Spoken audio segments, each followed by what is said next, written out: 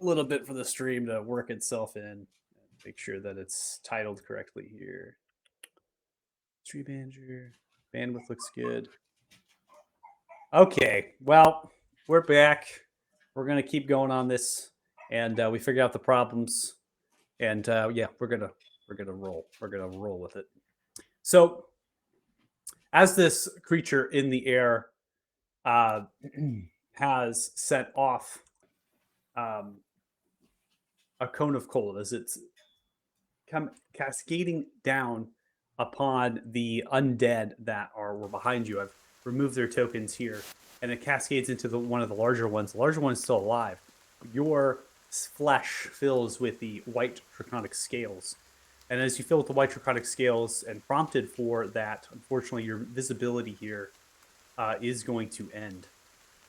Ending the invisibility, your appearance comes through, and from there, the series of clicks and the sounds of that become far more paramount.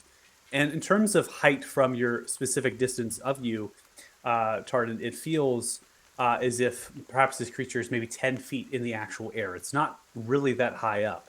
So it's kind of dropped, it's made the series of clicks, it's sent out the cone, and then it's swooped down, and now it's like 10 feet, about maybe 20 feet away from you in terms of distance. So it's very close. And as that happens, then there is the sounds of entrenched boots that slap into the mud. And when those boots slap into the mud, this creature becomes visible. It's no longer invisible. As it lands down, it's a heavily armored, plated figure with vines and thorns wrapping around them, wielding a great axe that is dripping black kind of bubbles and gurgle. As they set the axe downwards, they point it directly at your direction. And as they land, they reach out. But your protection from here, from evil and good, is going to have a factor and a play as the creature is going to advance. So, disadvantage against attack rolls, possession, right? Certain things in terms of the target's advantage on any new saving throw against the relevant effect of Charm and Frighten, which might have, again, a play that's going to come through. This one is going to reach out and attempt to hold you. Well, that sounds kind of nice. So as their hands extend, they begin to chant magic outwards from their mouth, and ethereal energy begins to extend, prompting you for a wisdom saving throw, which you successfully succeed. You kind of throw your mind off of the wave of energy from the offhand. Then they grab the axe, two-handed, twisting the blade, turning towards you, and they immediately move in to strike. That is the end of their turn. Oh, poor Pooch. We now come to the one and only throwing trees. Another tree is going to get tossed. As the tree is thrown, there is specific targeting that is happening here, particularly on the mangonels. Tree is thrown at the direction of the northern mangonel. As the tree is thrown, you can see this large, hulking, deciduous tree from the small wood come through, and as it does, it smashes down onto the soldiers and the mangonel, pinning it into the earth. And you can see a number of those soldiers are dead from the crushing of that tree and hitting from the brambles, as well as the mangonel sustaining some damage. The south one has sustained some damage as well. The trees of the deciduous of the small wood here are not very large, and so you can see the two survivors at this point are kind of shoving that tree and moving it and yelling for help and reinforcements and aid. You now hear more shifting weight from a creature that extends in the distance, and you can now hear kind of the shifting of moans and the croaks and the groans of something that is absolutely gargantuan. Ending their turn, we now come to the enemies. Cycling through them very quickly here, I'm actually just going to begin to divide some of the tokens in space on the northern side, because these zombie creatures are just going to literally line up against the wall and do much of absolutely fuck all, because they are mindless undead creatures. As they do, they're just walking up and they're smashing into the wall. They're groaning. They seem to not move at a good distance as well, as if they're waiting something. So at this point, they're actually not dashing. They're just kind of slowly moving up in a half run. And it's almost as if they're like waiting for something to happen, which is not actually happening. And so they're just kind of coming into the wall, which is very interesting. Now, Tardan, you'd imagine with this armored creature in front of you, with the eyes of black, this pale flesh that has been tattered by some of the pestilence that you're able to see now that they're up close. And they smell of necrosis, and the vines and the brambles around them seem to be alive as if they're holding the armor together. And the great axe oozing with blood, and the crooked ashen handle of a natural descent. You'd imagine the undead around them would actually come to their aid, or something would happen, but they actually don't. Instead, they continue to move in their descending orders, some of which are making dash actions in the background, which happens to be the large hulking figures, as well as the zombie creatures that are making dashes, unlike the ones that were closer to the wall and up front to it. We now are going to come to slightly in the back end here. This is the kind of targets that are behind the trench still. Now, Athos, you are completely invisible. You sucked the light, it's purple and pink cackling, and sprouted from you and hit into those light sources, came back at you, and then coated you in that invisibility. There are 4 creatures, these lizard folks that have the shadow etherealness to them, that are turning in the general direction and trying to smell you out. So they are actually going to be rolling perception checks and attempts to smell through the rain and the muck and the mud, taking their actions to do so. As they're smelling it, they seem to not detect, but they also are very much aware that they have perceived or saw you originally, and they actually are now beginning to fan out in movements here. I'm going to make them so 30 feet of movement as they're beginning to backtrack a little bit, some going closer to you in a random direction that I'm having them separated, but all of which are coming closer in general to your kind of side here, right? So it seems as though they're smelling the air, they're looking around, they have spears in their hands, and acid dribbles from their teeth and from their maw. The other hulking figure just kind of continues to move forward and is completely ignoring that their squad behind them has decided not to follow in. So they're trenching, going through the trenches and moving. This spot has already been smashed with the wall, right? That trench spikes and stuff, it's cleared out. So this creature is just moving through at a normal pace. Your stealth is amazing, right? And it's raining too. So the chances of these creatures actually finding you are next to nothing, but yeah, they're going to continue to try to do that. This figure is moving in a dash here, and as well as the creatures behind it. And I'm going to go ahead and keep them in formation as they were, because that's how they're moving. And then these creatures next to our enemy's kind of symbol are moving in their dash actions to advance as well. But something that is strange here happens. The 4 lizard folk that are in its backside turn in attention towards you, Tardan, as well as the armored figure. And they are each going to be taking kind of a misty step, if you will, as they disappear into shadow, necrotic energy, and reappear within 30 feet in space. I'm not going to call the animation in for the sake of not having clicking each one and trying to click, send them through the misty step animation, but that is what they're doing as their bonus actions. Now, last but not least, we come to some of the skeletons. So we have 3 skeletons, and they are each going to pick a random soldier just to fire off on the wall here. And that should do what I'm intending to do, where they're just going to automatically roll in terms of targeting, and I'm just going to click 1 to fire on all of them, because it's the same modifiers. One of the soldiers hit for the 21, takes 8 points of piercing damage. One of the soldiers misses with a 5, and the other one didn't have an animation that misses as well. That's going to be the end of the enemy's turns. We now come to the start of round 8. Tardan, you're up next. Oh, why'd you got a bunch of errors on that one too? Yep, that should be normal for error-wise, Okay. because we cycled through the round and I reassociated tokens. So that's good. That means the tokens got cleared out in effect for the next round. So hopefully it keeps going. So we should be good. Peaches and cream. Everyone can move around. Not lagging. Seems good. Yep. Yeah. Don't die.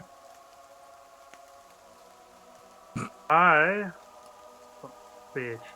I'm gonna pull out my drums. We're gonna go ahead. We're gonna go ahead and equip those.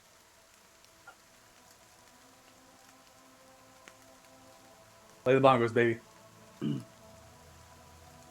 I'm gonna look at this nice hulking figure in armor. You think you can challenge me?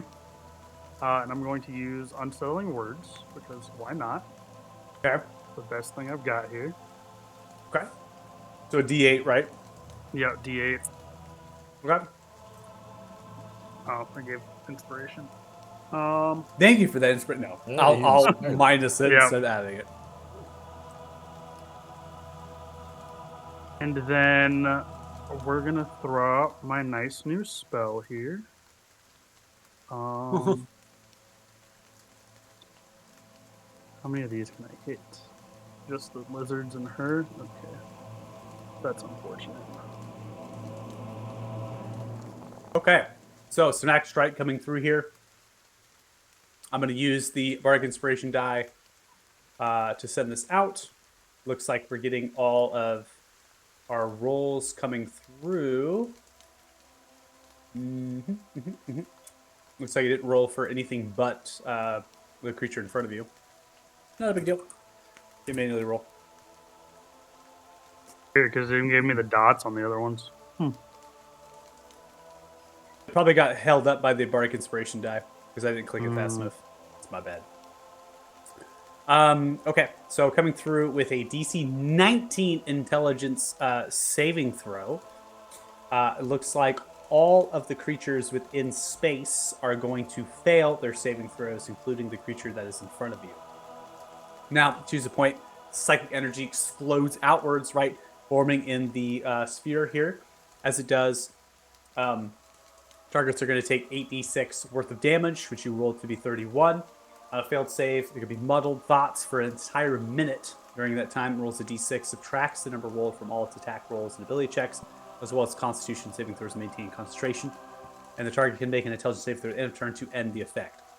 So I'm going to do, real quick, I'm just going to create a random icon here to kind of throw on for that synaptic static, so we can have just a little bit of showcasing. I'll make it a clover leaf because that's funny.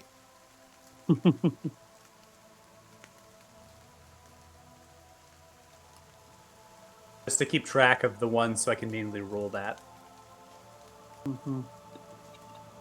And then I will assign damage. 31 points, right? Yep, 31.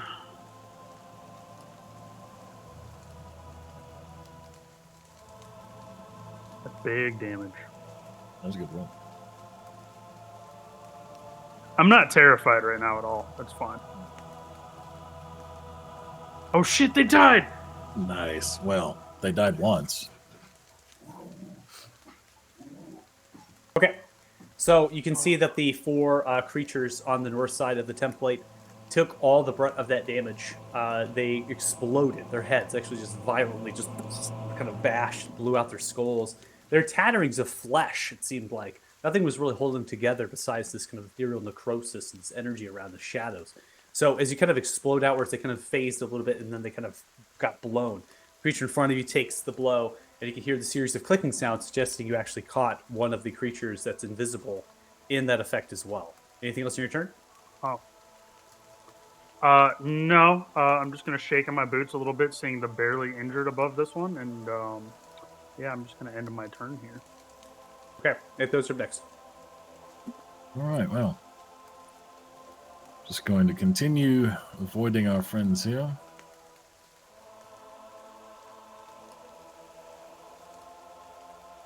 Movement. And then dash.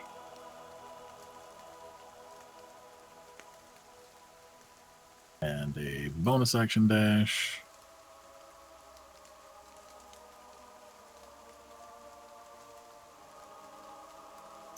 And I still can't see anything, so that's going to end his turn.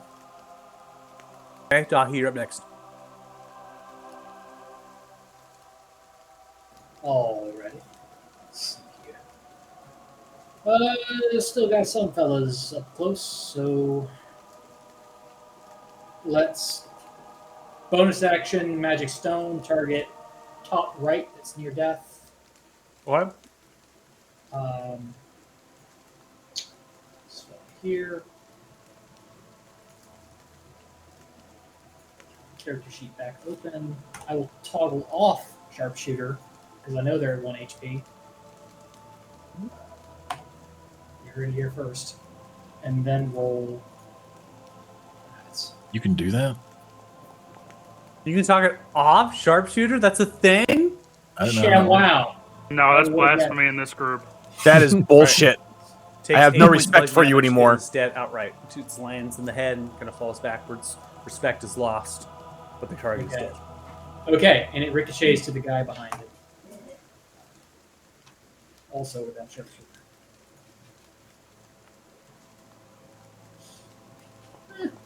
14 hits. Cool. That does 11 points of bludgeoning damage as well. My creature dies outright. Okay. We'll go to the front of the lower column. And sharpshooter goes back on.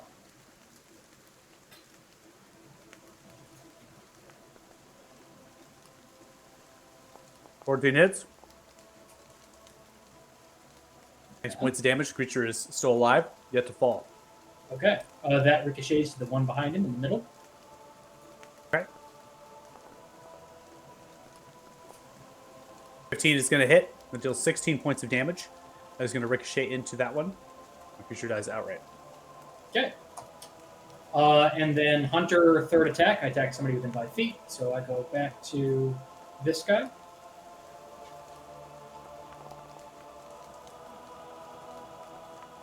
I think we said 10 hits. 10 hits. Okay. And that one And dies outright. It will ricochet to the guy in the back. Okay. 17 hits. 21 points of damage. That one dies outright as well. Okay. For some reason, the combat tracker window keeps going empty. I double click on the header and then it refreshes. So there's something else going on there. But anyway, that's my turn. Thank you. Oh, it like continuously tries to pop it out. So when I pop it out and I just leave it, it will go empty. It will go blank. But then if I double click on the header as if I were to maximize it, it refreshes the window. So something's going Okay. on. Okay. Please let me know. Keep track of it. Yep. All right, Ares, you're up next. All right, mine's pretty easy. I'm taking my movement and my action to dash. So I am oh crap, I can't see. I'm too far zoomed out, and I'm old. So I'm moving 70 feet on my turn. Okay. I'm trying to get to see where the dude throwing the trees is because it's really concerning me now. And that ends my turn.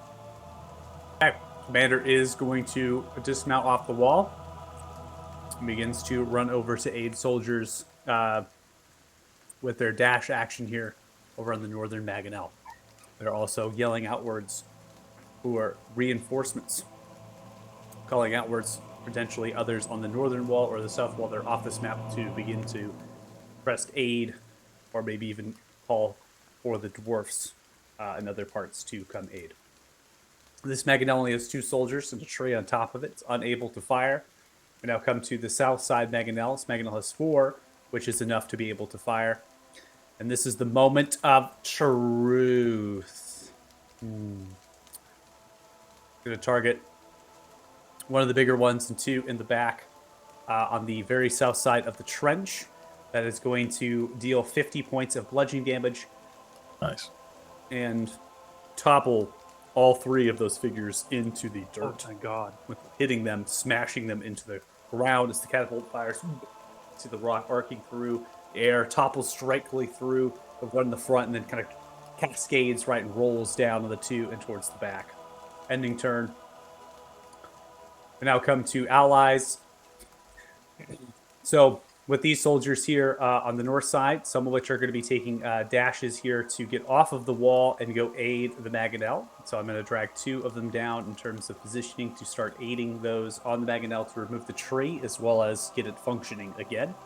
The 3 that are on the north side, those 3 are going to pick random targets here to fire off on the zombies that are on the wall there currently. So they're going to be firing off their heavy crossbows here at those 3 targets. First target 6 is going to be miss, setting off a additional one here. That is going to be a 7, which misses as well. And then going off with a third, that is going to be a 19, which is able to hit the south side, 8 points of piercing damage, and they are able to tickle away on some of them. Now, the ones on the north side of you, Dahi, right, are going to respond by firing at the large hulking figure that is currently pressed, seeing that one as a potential threat in the center. It seems to be either unharmed and unscathed. 21 is going to hit, deal 4 points of piercing damage, and setting off another crossbow as well here.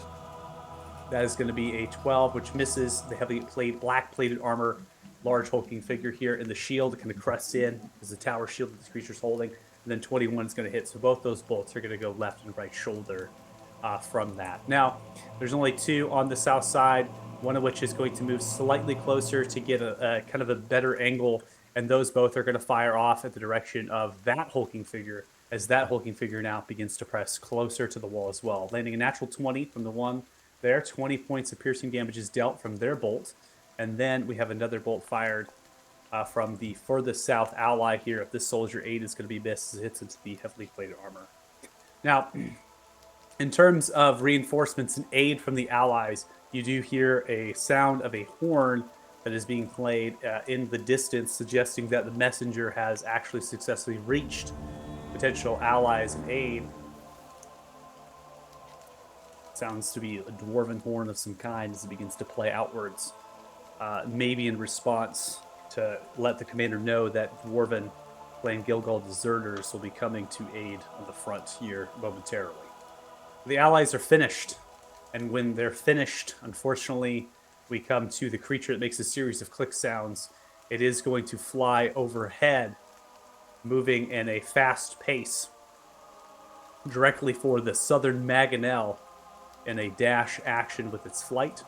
It's unclear of its current position, but what is very clear is that it is slightly higher up in terms of its position in air, flying higher than 10 feet now with its clicking sounds as it crests over the battlefield, flying in the direction of the south Maganel, potentially to take it out.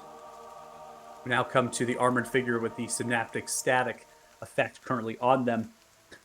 They are looking to deal some attacks against you, but in order to do this, they actually have to roll disadvantage to even hit you, and then they're going to have the d6 to potentially... I'm also going to shield, because... You're going to preemptively shield? Okay. I value my life. So, preemptively shield. I do know that the shield animation lags out, so it's always That wasn't lagged too out. bad. Always lags out. All right, so coming with disadvantage for the first axe strike as it swings. I'm going to roll the d6 now manually to see if this is going to hit you or not. That actually is going to determine the hit. We already have your con save, which is good. With your... Ooh. Nice. So they got a 5 on the synaptic static roll, which means that attack is going to miss. Nice. So as they come through and they're unable, they have a multi-attack here, so they're going to come across with a secondary attack at disadvantage. And that is going to be missed and hits into your shield. I need no need to roll the synaptic stack. So both strikes. You're playing your bongos, playing your drums, baby. Throw up the shield of elves. One comes around, you see the mine as it trying to find, it just slips off, and then they come across the second strike, bam, right into the bubble. And actually the strength of the creature as it strikes down pushes the bubble into the mud a little bit from your shield as it kind of hits into the earth with it. The creature then speaks to you. Lay down your weapon and surrender to me. I don't have a weapon, I have Wow. It looks at your Good drums. fucking counter, Tardan.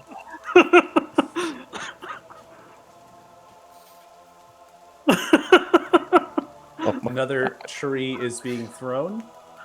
The tree being thrown appears to be at a grouping of soldiers on the south side. Now, only one of the soldiers, now that they're spaced outwards, which is fortunate for the one on the south, but seeing the critical roll here, that one is going to be hit by 53 points of bludgeoning damage, and it doesn't matter who you are, that soldier is dead. So this tree gets toppled on top of him, and it breaks apart. You see some of the hulking figures running at the wall full bore as the wall takes brunts more attacks.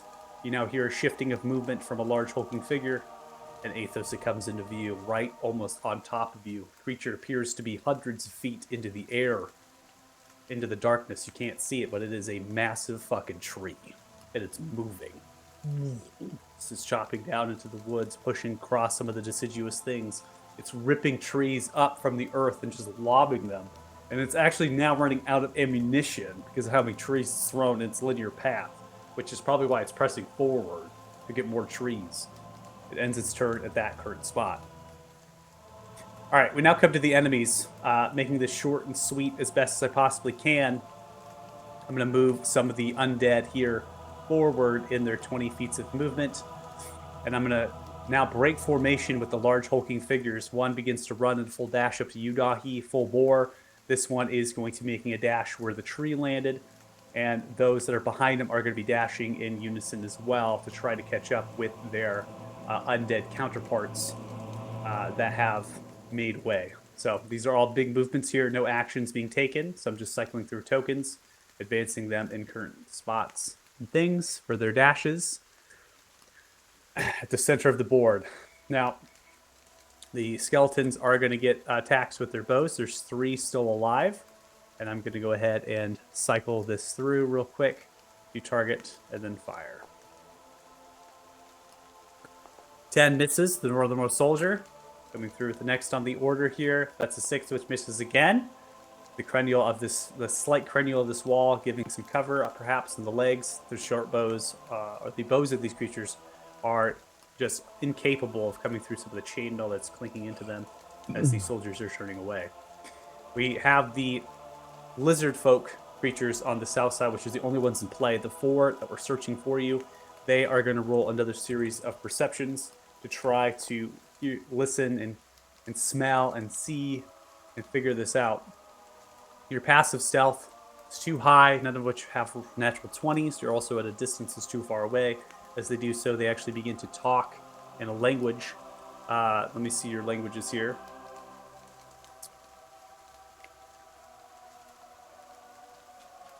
Okay, they are going to talk in Draconic, so you are able to understand them. Begin to talk in Draconic. Make way to the wall. It'll be toppled soon, and then we move on. Ignore this one.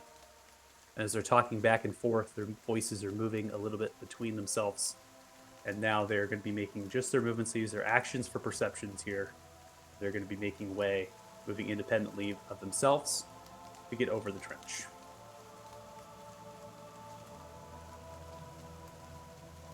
Now, Athos, with your vision here, you can't see much of anything, but you do know from your perceptions of hearing that there are more hulking figures in the wood.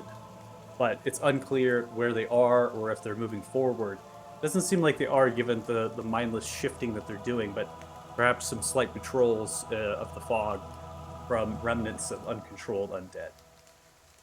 That is going to be it for the enemies. And we now come around to round 9. Cardin, you're up. All right. So I'm gonna look at this nice hulking figure in the face, and I'm just gonna chuckle at her telling me to lay down my weapon and let off another unsettling words. So I'll just go ahead and throw that out.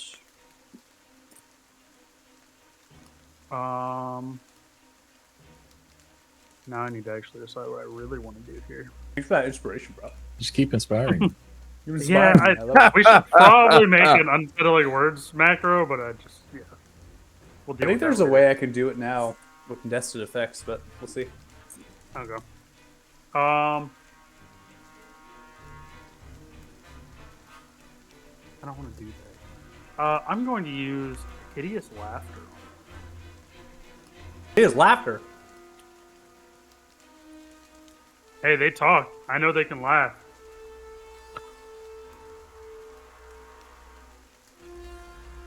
Where have you been keeping those tiny tarts? Is what I need to know. All right, so Bardic Inspiration die coming through. It's going to be a 3 on the Inspiration die, which is going to knock down their 21 to an 18, which is going to be a failure. So they are going to succumb. I do need to take a look at the spell real fast. Prone and incapacitated. Okay. And I'll also put concentration onto you.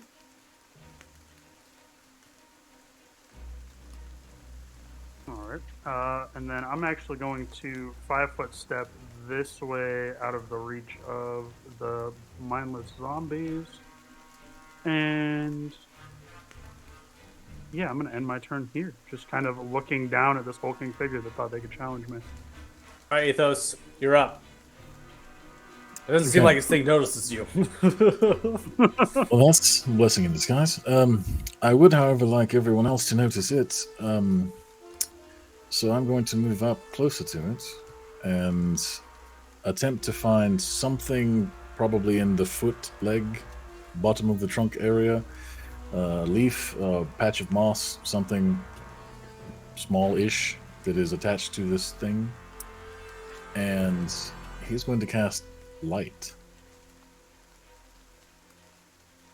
Okay. Okay. There we go. Already Let's make it funny. Hold on.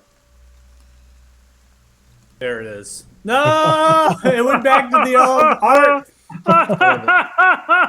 You cured You've it. ruined it.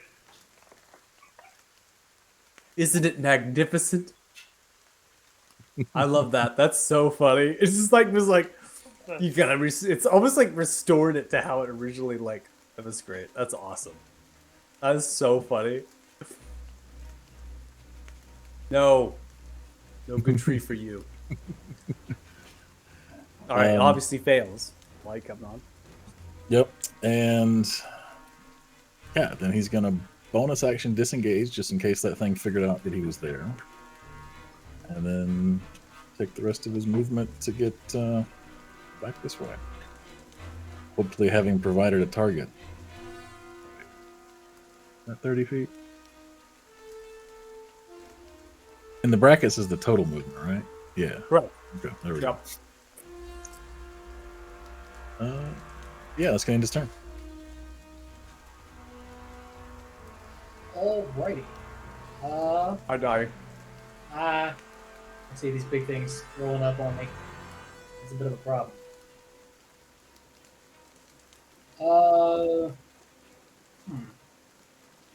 See, the one to the south is a little bit more scuffed up, so I'm going to go for him first.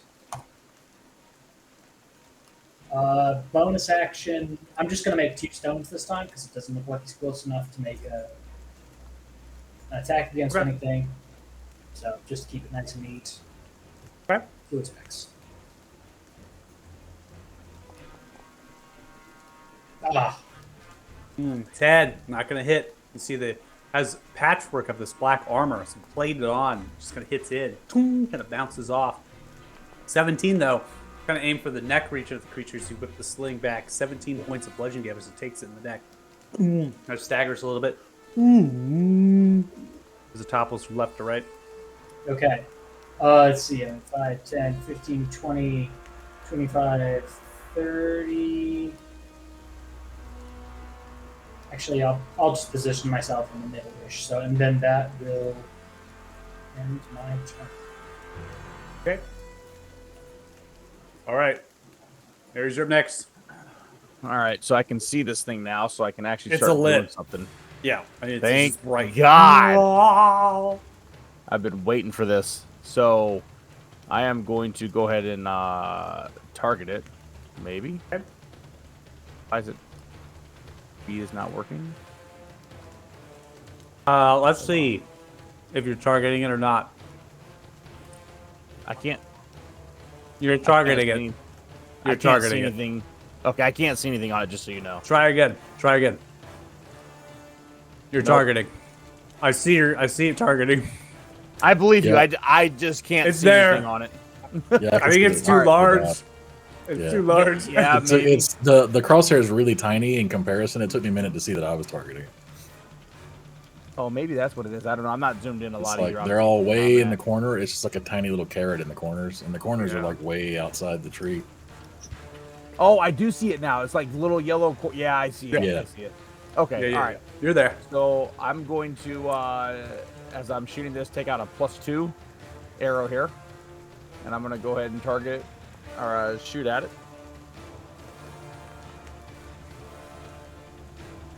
15. As you launch an arrow, there's no way you're not missing this thing. It's just that the bark of this thing is so thick, the arrow just, it doesn't seem to actually do anything. All right, we're going again. There's no way that doesn't hit. For instance, it says, you aim for a plus your spot within some of its eye regions, where you almost like maybe it's perceiving. You gotta launch the arrow up into the air.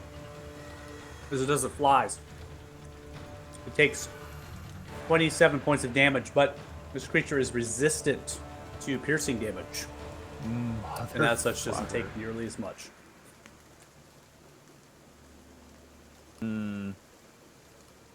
All right, and I will go ahead and use grasping arrow on that as well.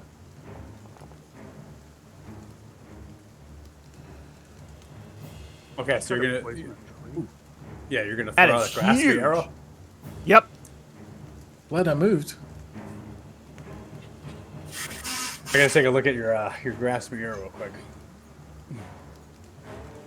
Okay, yeah. So it's gonna come out of the tree.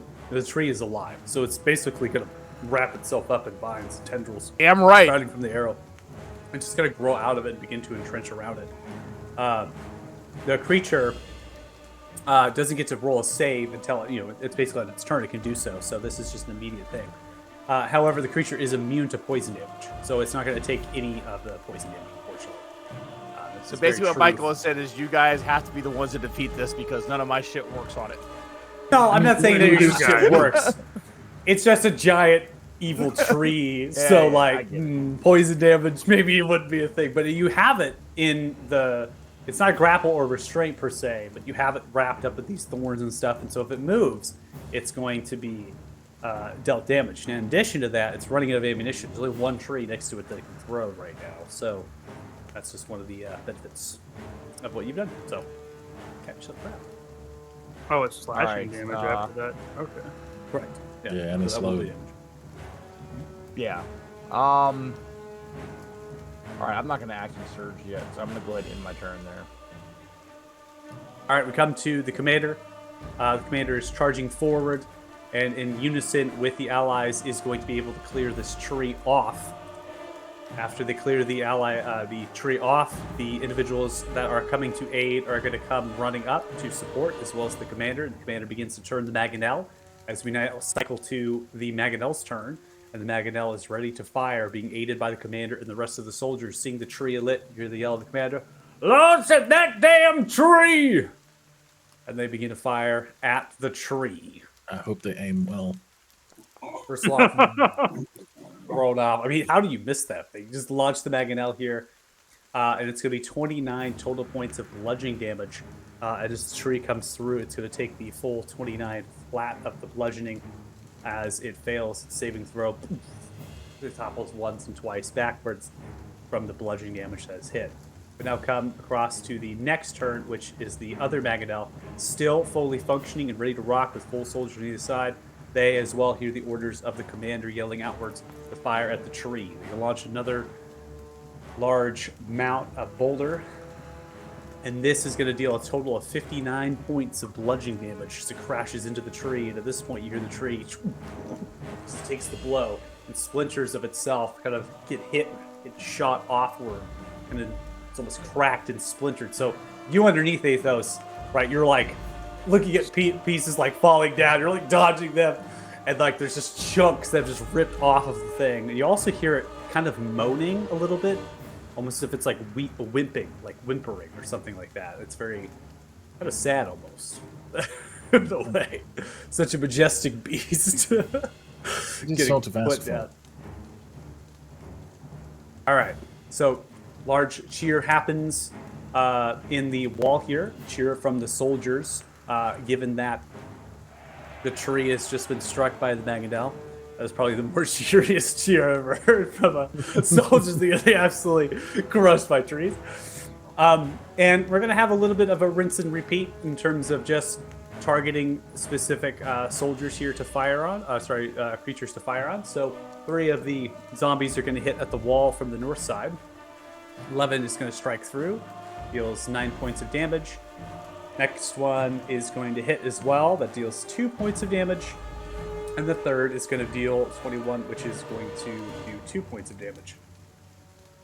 From that, we have 3 soldiers looking at the large hulking figure that's making advancement on them, and they are going to roll all 3 of them. And for this, I'll do manually. That way we're not having independent rolls, quicken the pace a little bit. 2 of which are going to actually hit that creature, and they are going to deal,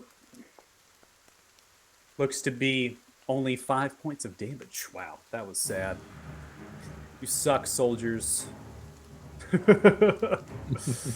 only have 1 soldier left on the south side here. It's going to look at that hulking figure that you slung at, Doggy, and it's going to miss with a 6. That is going to be the end of its turn.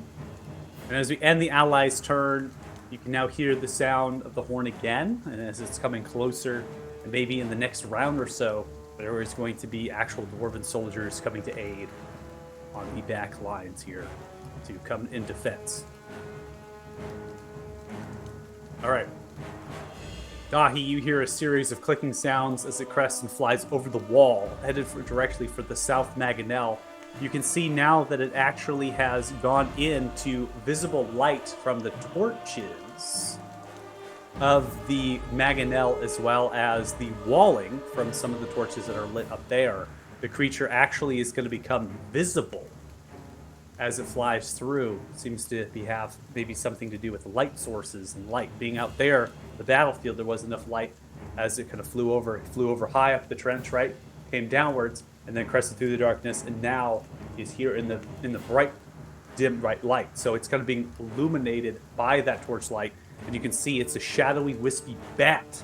And as it does, it is going to fly downwards slightly and get just here at 25 feet into the air as it's flying down, almost coming towards the Mangonel. That's going to be the end of its turn. All right. We have a hideous laughter here, as well as an intelligence saving throw. So we have 2, right? Wisdom and intelligence, I believe, for the laughing, right? I think it's just wisdom for the laughing. I don't think there's a saving throw for synaptic after it's already Synaptic hit. is an intelligence saving throw at the end of its turn. Pretty sure. No, I think once it fails, it. Oh yeah, it is. Okay, yeah. So wisdom Okay. for laughing, intelligence for So I'll do the synaptic static one first, because that was the first spell that was used on it. It's going to fail its saving throw for the synaptic static, and then we're going to go ahead and roll a wisdom saving throw based on a DC of 19 for the laughter. It fails. As it's prone, laughing still, it's continuing to laugh, and it has this very wispy, almost feminine-like voice as it's laughing. It almost sounds like a giggle in terms of like hearing a joke, which is very strange to you, seeing this creature and the way that it looks. It's very out of place. We end their turn, and now we come to the large tree, and the large tree is very pissed off because it's wrapped up in all of this stuff, and it doesn't like that. As we come to its turn, the tree is going to make a strength check to break out of the bramble as its action to do so. It does not want to be in this anymore. I'm going to roll a strength check right now. Based on your DC, Ares, it's easily able to get through. 31 is what it rolled. And that is not even remotely a problem. Let me see which... I think we have that temporary effect off. So as it kind of shakes itself, ripping apart the vines and the tendrils of the grasping arrow, you hear it kind of thrash in very briefly now that its movement's through. And it picks up a tree in one of its hands, just uproots it, holds it, and then begins to move forward. Still lit. It's going to move 40 feet in a movement as it comes over top of you, Athos. The creature is so large that it does not crush you. You're able to get yourself between some of its roots as you're crouching down, as it's crushing into the soil with its 2 paws, or pads, right? So you're kind of like having to dodge and weave as it's coming down once and twice. It's just 2 steps that it makes to move 40 feet. As it does, it's holding the tree, getting ready to throw in its next turn, and also seems to be looking who is launching the arrows. Ending its turn. We're now coming to the enemies. We're actually going to pick up with the enemies with the same order that I've been doing to keep with consistency. So the actual zombie creatures are going to now be hitting into the wall with their movements. They're going to be doing dash actions to do so. Am I lagging out a little bit? A little Oh, bit. you were. You're back. I think you're fine now. Yeah, I noticed that when I was moving the tokens. I was like, I'm totally lagging myself. Okay, so should be good to go. So the zombies are going to be moving up to the wall here. I'm just going to advance their movement, some of which are taking dashes. Others are kind of lagging behind a little bit. The skeleton structure, skeletanoids are continuing their presence and their position. They are not making any sort of crazy movements up. And what really is here is the hulking figures. That is going to be the problem. The hulking figures are smashing into the wall, the two of them, and one is lagging behind with a dash, or two of which are lagging behind with dashes, and those are going to now begin to move up. The issue is that as these hulking figures run in, they're ramming into the wall. So the one that is very wounded comes through with its shield, power shield, just hits into the wall. As it does, taking its action to do so, you now are observing that the wall is cascading down, toppling, creating a cavity of sorts, or a hole of sorts, as the wall breaks. Remember, this is a very loose held wall. This creature is strong and intimidating, just taking its action, hits into the wall, smashing its body. It crashes through, creating a cavity or a space, which might explain why some of the undead are not taking their dashes and are waiting for the hulking figures to now move up. In the same fashion, this one is doing the same thing, creating a cavity or a space inside of the wall. Skeletanoids are going to be, the skeletons are going to be firing off their short bows. I'm going to manually roll the dice here. They're all three of which are going to miss. And now we're going to come to the lizard folk. The lizard folk are going to be taking their dash actions to move as fast as possible on slightly all fours as they come charging forward. That is going to be the end for the enemies. And now we're going to come to the top of round 10. Tardan, you're up. You have the creature in front of you, completely incapacitated and at your disposal. And you're playing the drums in their face because you know it's not a weapon. But I'm just gonna look down at it. You stay there, and I'm gonna walk towards the trench. And I'm actually going to target the tree. And we are going to fire off a psychic lance. all right, psychic lance coming towards the tree. Has 24 points of psychic damage. Creature is going to fail with a 5. Takes all points of that damage. In addition, it is, I believe, is going to be incapacitated in the start of your next turn, right? Mm-hmm. Okay. Yep. So you see it kind of hit by the lance. It's kind of it's just this psychic blast that comes shredding through it. A wave of energy, and almost now it's like teetering back and forth. Kill the fucking tree! And I'm gonna end my turn here. All right, Athos, you're next.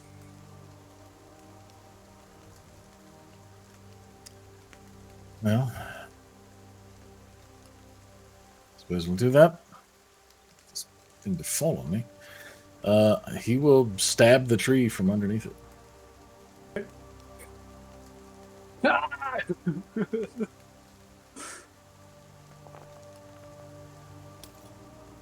For natural 20.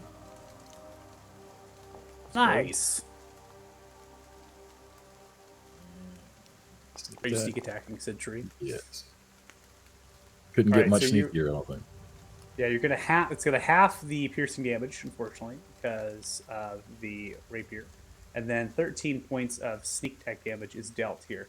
Now, this is actually one of the first times you've used your ability in combat, right? So we haven't had like a true combat where you've used your ability and it's lasted this long.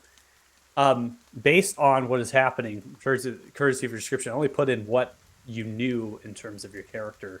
It seems by taking further actions in combat, right, that would normally dispel an invisibility, you're maintaining your visibility, but at a cost.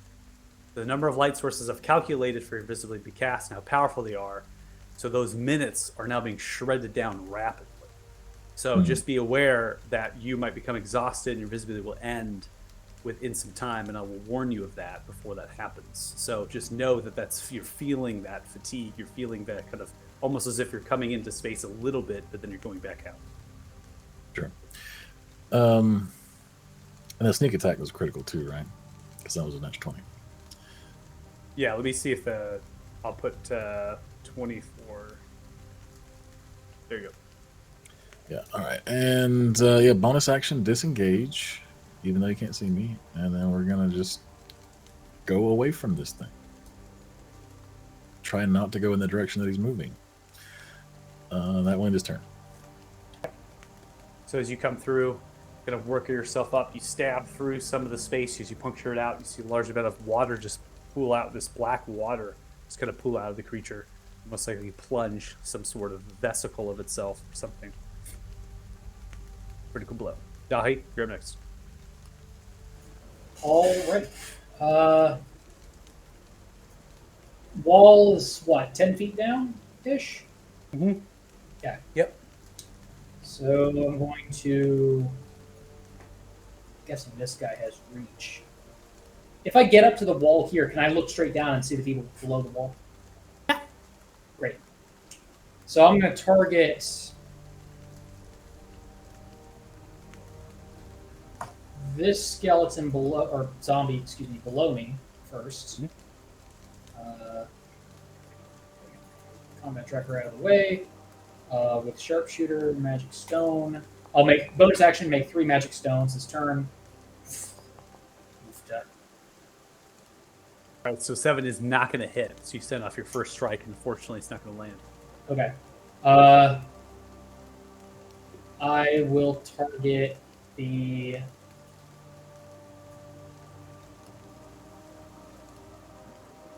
big guy. Okay.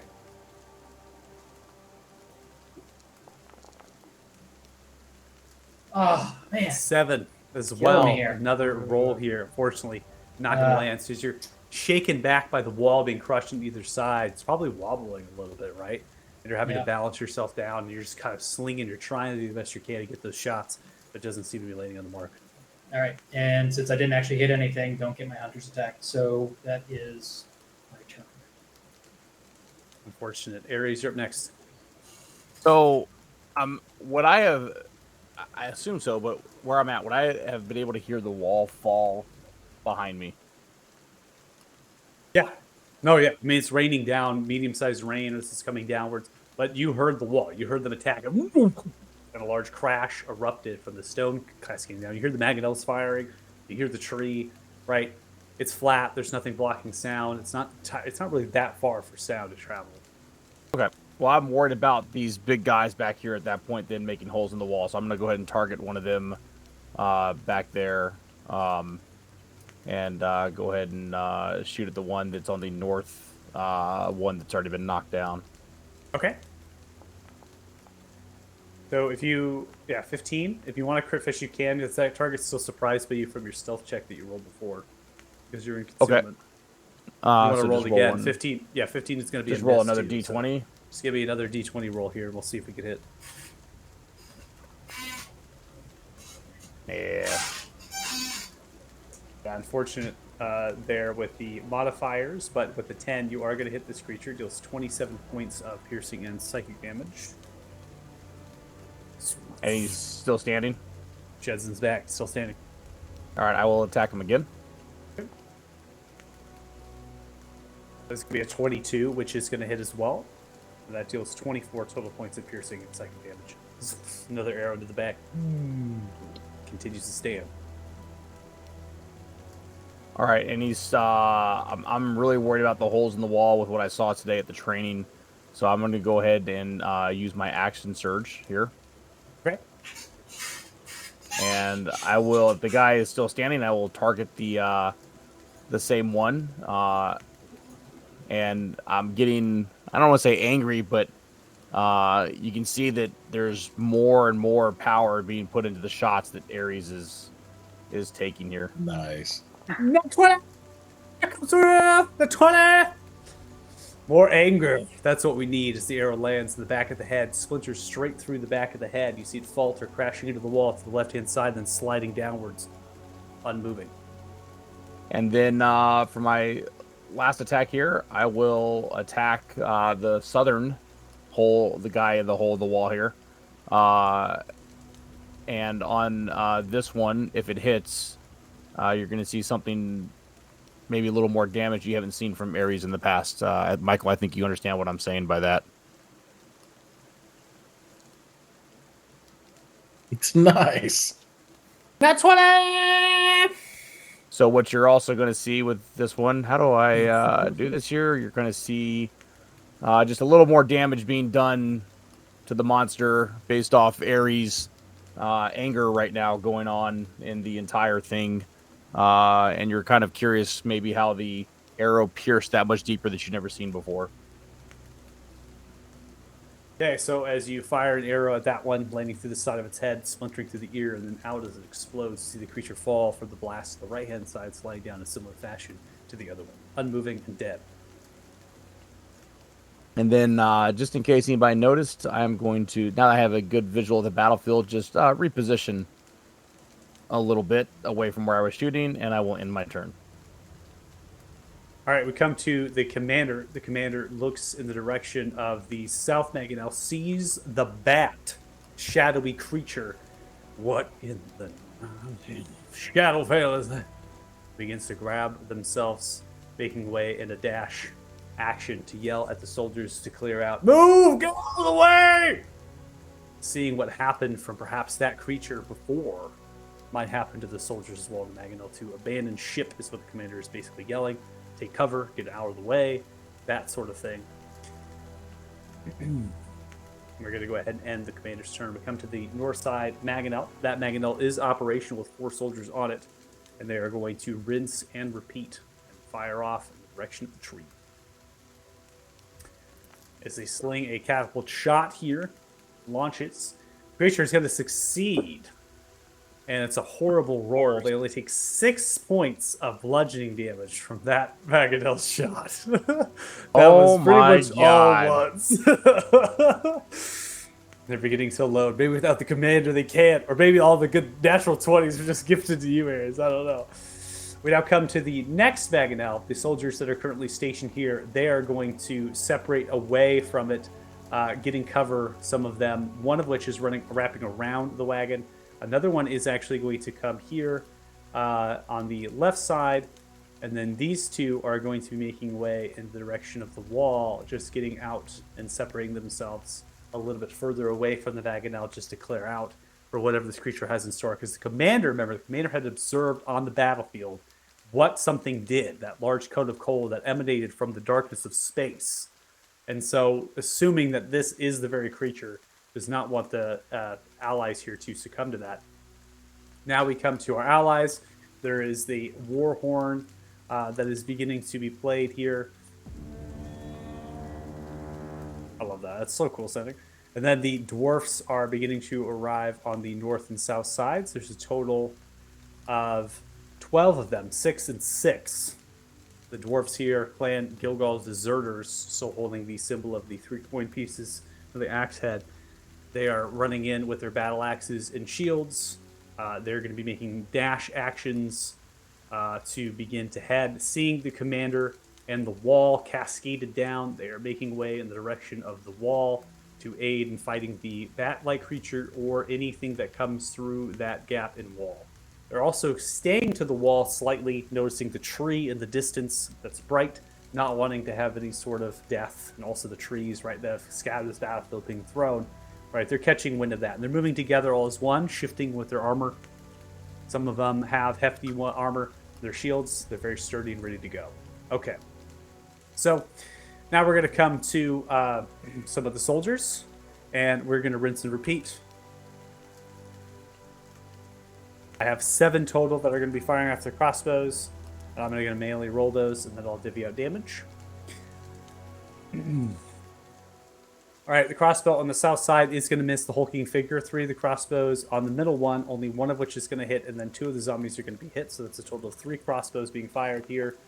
Divvy out damage associating here. 11 points of damage is dealt to the hulking figure that is pressing on the north side, and then a total of 7. And then a total of 6 hits into the zombies on the north side. That is it for the allies as we come to the enemies. First off, the bat-like creature, letting out a series of clicking sounds. As it does, it flies 5 feet very briefly here, and then begins to send out another cone of cold. As it does, it begins to be fired off in the direction of the Mangonel. And as it fires off in the direction of the Mangonel, it is going to catch a soldier in its grasp, the one that was trying to hide behind one of the wagons. Mangonel is hit. Mangonel takes 37 points of cold damage. The soldier is hit for 37 points of cold damage. It's frozen solid. So frozen. They get hit by the envelope of ice. They kind of begin to fall towards the ground, and they crackle apart in multiple fragments. The creature then continues to fly over top, moving exceptionally fast for that drop, slightly 20 feet now, and then continues to advance, flying over, letting out a series of clicking sounds. That's going to be the end of its turn. We come to the armored figure here, who's going to be making a series of saving throws. First off is an intelligence saving throw. That is going to be a failure versus your DC of 19. Then it's going to be making a wisdom saving throw, and that is going to be to end the laughter. Unable. Still laughing, prone, incapacitated, and synaptically shed. Now, this incapacitated lasts until the start of your turn. So this creature has no action to take and no movement from the incapacitated state. So we're just going to go through from their turns. Now we come to the enemies. In similar fashion, we're going to have the zombie-like creatures, and they are beginning to fill in to the gap of the wall. They're going to be making their total movement speed as they're kind of coming through. And taking dash actions as well, as they're now moving at a quickened pace to try to get through the holes and the gaps in the walls.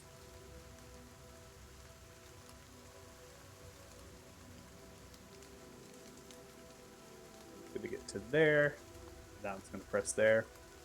Oh, has the bat been making intelligence saves? Just so that way. I forgot it got hit as well. Let me see. I don't think I did it for that turn, so let me get a saving throw out for it. Your DC is incredibly high, so yeah, it's going to fail. So unless I get an astronomical roll, I don't think I'm going to succeed on it.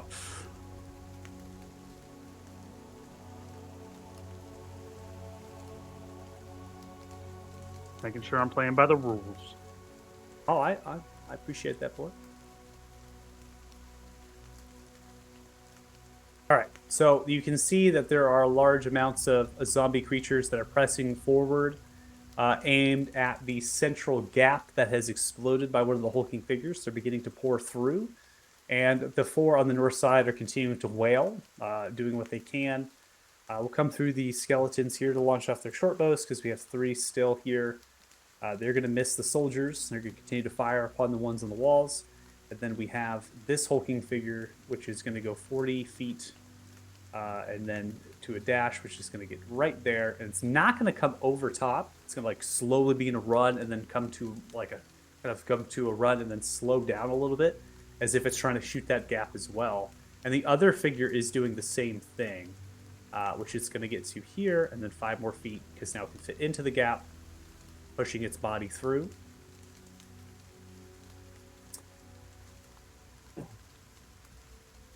All right, lizard folks, they're going to be taking their dashes, continue to advance. There's some tokens out here.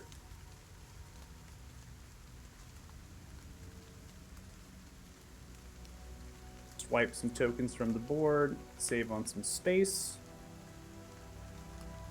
Okay, So this is the battle that we have here. Things are shaping up quite well. We're going to come to a round 11. They're doing an awesome job. We're going to go through this round, and then we'll take a quick 5-minute break. People can get drinks, move around a little bit. But we had that massive break trying to figure things out, so I want to make sure we maximize time. We can go later if we have to. So make sure we get the full time for all of you. Tarden, what are we doing? Oh, we're not supposed to be drinking right now. I'm sorry. No, you can drink. That nice. It's fine to drink. You only said we drink go- after the break. No, we can get more oh, drinks. oh. We can get more Oh. drinks and use the bathroom and keep pressing forward. So I'll make sure you all have enough time. I want this fucking tree to die.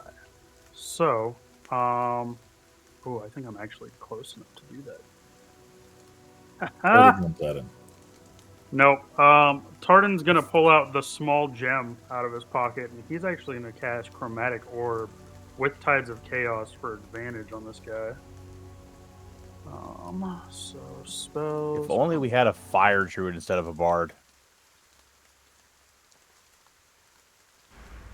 Ooh, chromatic orb coming through. What damage you said? Fire. Yeah. Okay, cool. I just want to make sure the macro's working. So fire damage is dealt. The advantage 26, can go through, 20, though. 20. Well, it's no longer incapacitated. It's the start of your turn. I was gonna use Tides of Chaos. Oh, you're using Tides of Chaos. Yeah, I was making sure I was gonna hit it, but I also wanted to. Since I did hit it, I wanted to crit fish. You wanted to crit fish. Go ahead and make another d20 roll manually. Sorry, I thought I said the Tides of Chaos part a little louder than I. Horse close. Oh, so Wow, that is so Damn close. it. God damn! I am trying so hard to kill this fucking tree, dude. All right, so I don't have a manual kind of roller for the chaos table, right? Yep. I really don't play with wild magic sorcerers, but let me go ahead. They're forbidden. Well, there's a module I installed which is supposed to automatically do it. It's not, which is really sad. Okay. Let's see. So I have to roll on the table, and then from that roll, it says if you get this, then you can roll again, right? Mm-hmm. Yeah, so it's a D20, and if I get a 1, then you roll on the table. And you're supposed to roll, or am I supposed to roll?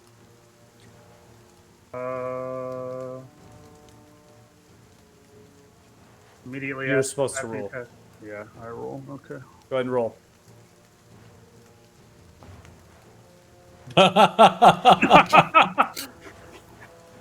There you have I it. get the wild magic table. You gotta up. start reminding me. You gotta start reminding me. We gotta I don't- start doing it. I This is haven't the been first time he's casting. used this. I'm Yeah, I afraid. haven't used Chromatic orb is not a in bar. while. Is not a bard spell though. It's a sorcerer spell, right? Yeah, but I haven't. I mean, I haven't used it since The trolls on the bridge. Yeah, So it's been a while. but I'm unconsciously because I thought that was a sorcerer thing. So I'm like, we got to do the roll, right? Yeah. I'm correct, right? Yeah. Okay. All right. So we got a 1, and now you're gonna roll a percentile die, right, to determine a result. And here's where we all get screwed by Tarden. He cast All right, go fireball ahead on and roll, himself. gonna roll a Yep. D100. 55. What is that on the? This table is huge. Yeah, it's Who massive. made this subclass and thought this You're- was? Hair falls out and Falls goes out. back with a 24 Is it the hair falls out? Yes! Yeah. So Taryn playing the drums sets up the chromatic orb. Unfortunately, the crit fish isn't successful, but you deal 26 points of fire damage, which is vulnerable to this. They take 52 total points of fire damage. As they're hit by it, begins to catch on fire slightly, but the rain is hitting it, dwindling it out. It's pulling itself back and forth. It stares at you, angered, now longer incapacitated, holding the tree. Gets ready to chuck Kill it this- at you. Fucking tree. You were supposed Or to as kill you the say tree. that, your hair is gone. Your hair just fell out as you yell outwards, bald. Every bit of hair, not just the one on your head. God. I'm just like shaking my pants legs. This thing. So have you seen the latest barbarian that they have for crit roll right now? They've created with the wild magic barbarian. So when he rages, he has to roll the dice to see what kind of a rage effect he gets. It's crazy. Yeah, but Oh, their yeah, table's a lot smaller than this. It's like- fucking- Yeah, theirs is a lot Oh, better yeah. put together than that sorcery. All right, and those. You're up. You know, I really thought you'd kill the damn tree. Are you still? Oh, you're not under it anymore. Okay, I thought you were still No, under I'm the just- Why swing. would you ever have faith in Tarden to kill the tree? One moment. Lost internet. Seems to be back. You're back. You're back. I've had a couple of those tonight. That's weird. Yeah, so I guess we'll step a couple of feet closer and stab it again. Okay. Since it didn't die. Yeah.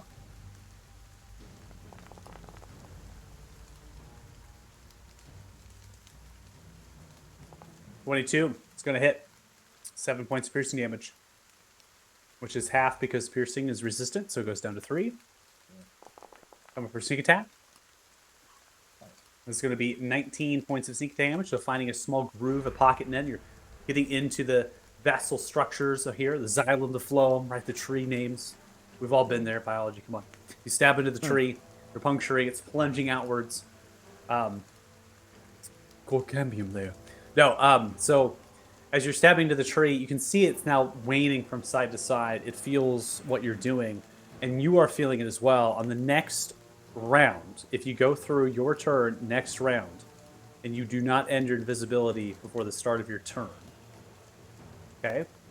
So when you start your turn, and if you don't end it, you will suffer a level 1 exhaustion. And you will still be invisible, but you'll continue to incur exhaustion levels for subsequent All right. rounds. Does that make sense? Yeah. And he will bonus action disengage and step away again because it's still not dead. Somebody can kill this tree. All right, Dahi up next. Oh, I'm not gonna lie to you. I feel like it's not even hurt. Lord. It's almost dead. So let's try to wipe out some of these near dead zombies. Running up to the Okay. wall here. To the north, let's target this guy. Turn off sharpshooter. And roll. Good thing I turned off sharpshooter. 16 will hit. Okay. Turn Dead. back. We'll turn back on sharpshooter and ricochet to the south.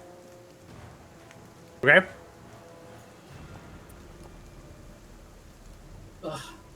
Oh no! Cannot roll. Well, I'm gonna range it down off sharpshooter. I'm gonna turn off sharpshooter because apparently I can't hit with it on. Of course, I roll well on it.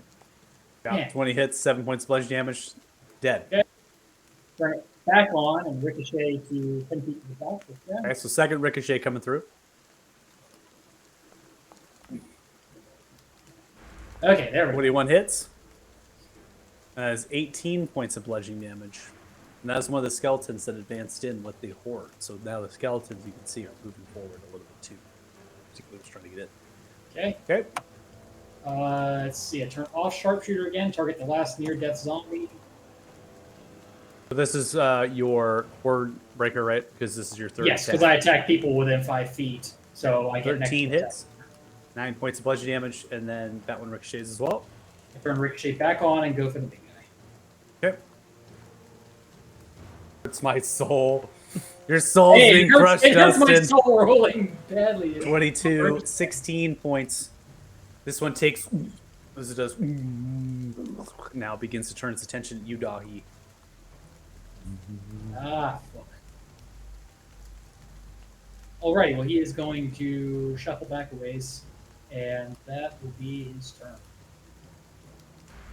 What Dahi, what you don't understand is Athos and I are used to this from playing with Tardan for so long, because his rolls are usually shit too. Yep, I know.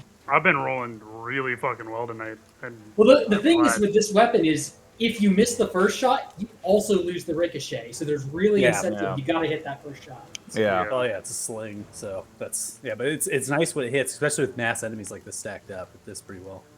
All right, so I know Tardan's going to hate you for this, but at this point, I see the immediate danger with no more trees being thrown over my head as what's going on at the wall or past the wall.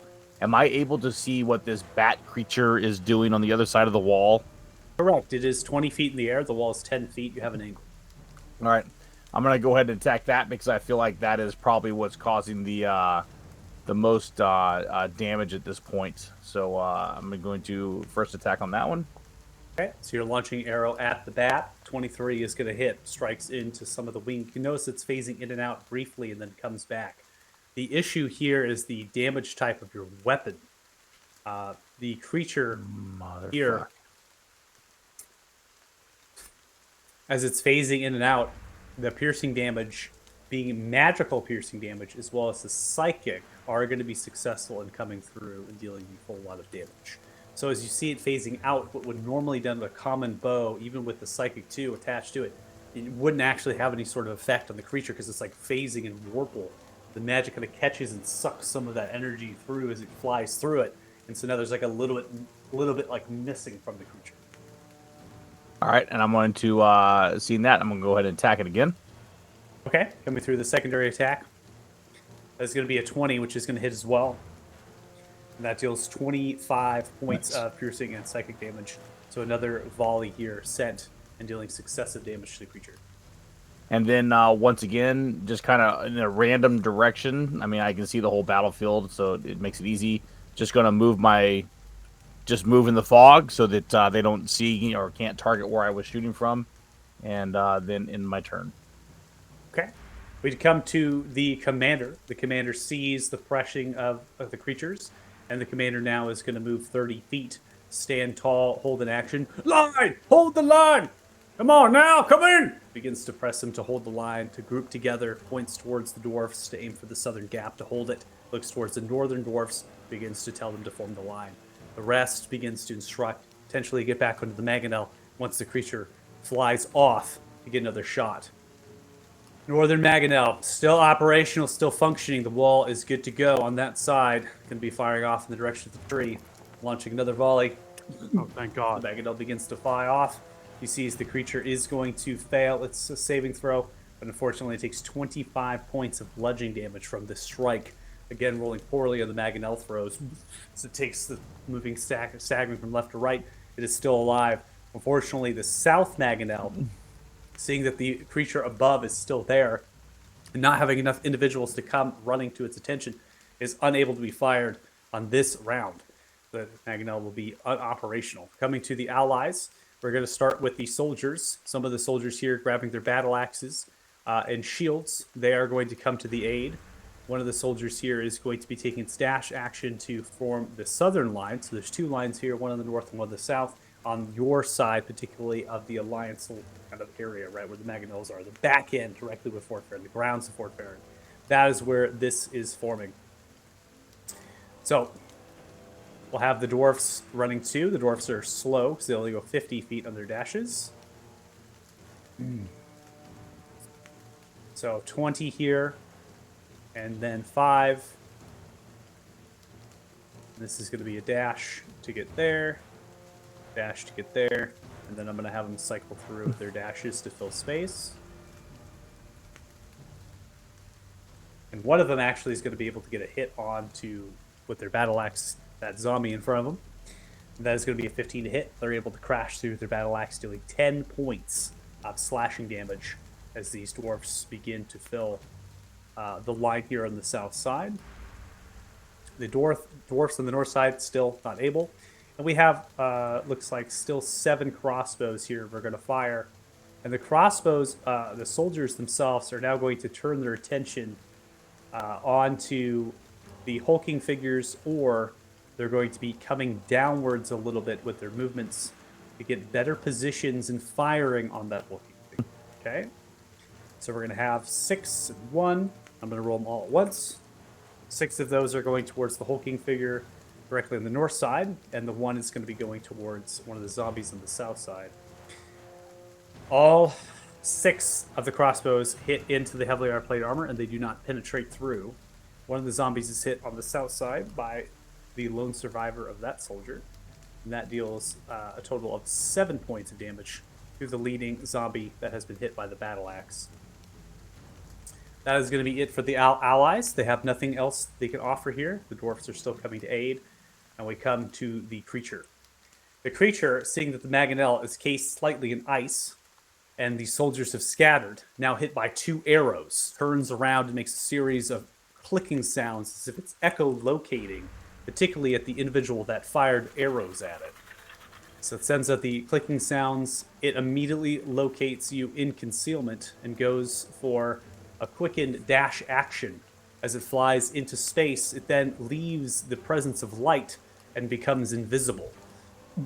As it becomes enveloped by the darkness of the fog around it, you now are hearing the clicking sounds slightly above you. You know its relevant location in terms of trajectory, which is why I revealed it to you before I made it invisible.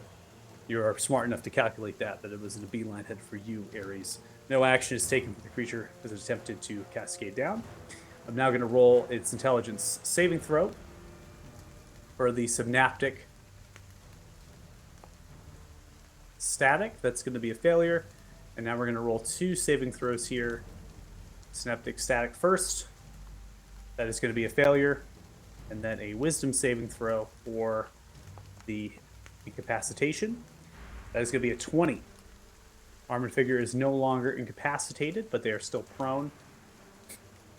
And that roll was at the end of their turn. But we have the tree. And the tree is still alive. And the tree has a tree. And the tree takes said tree and is angry at one individual right now. And that is what caused it to have fire on it. And it looks at Tardan right across the trench. And it takes its tree and it throws it at you. As it comes and chucks it at your direction. You are trying to get out of the way. You succeed on your saving throw, diving and getting hit by some more of the brambles and the sticks. You half 49 points of bludgeoning to 24 only, but it does prompt you for concentration, which I think is over now because of the hideous laughter. Yeah, the best. Yeah, so I'll make sure to remove it from here so you're not having to roll constantly. The creature at this point, without any sort of disability of movement, is going to trudge forward at a slower pace. And it does not have any trees anymore as weapons. And it continues to move forward. Ending its turn, we now come to the enemies. We are now going to get into knew some... it was fine. It's fine. It's fine. Fine. You're going to be okay, I just buddy. have a tree on top of me. It's fine. You're fine. Oh, don't worry. Tartan saw that. Tartan realized there was no arrows flying at that.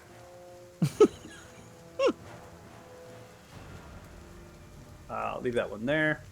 Okay. So I'm going to be moving the zombie creatures forward. Getting them into respective places. I'm going to move these skeletons forward roughly. There's 2 left here.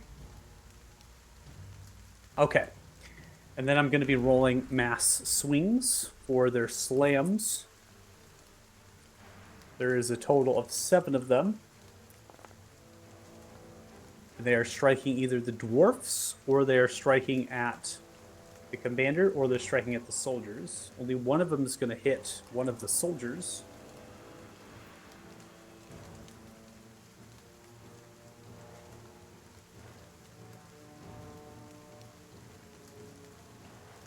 That is one on the northmost side here, and that is going to be clubbed by 2 of them, and only one of which is going to hit here. So 3 points of bludgeoning damage. All right, but we now have the hulking figures. The hulking figures, one of which is on Yudahi, and another one is pressing forward. The arrows fly from the skeletons, hit nothing.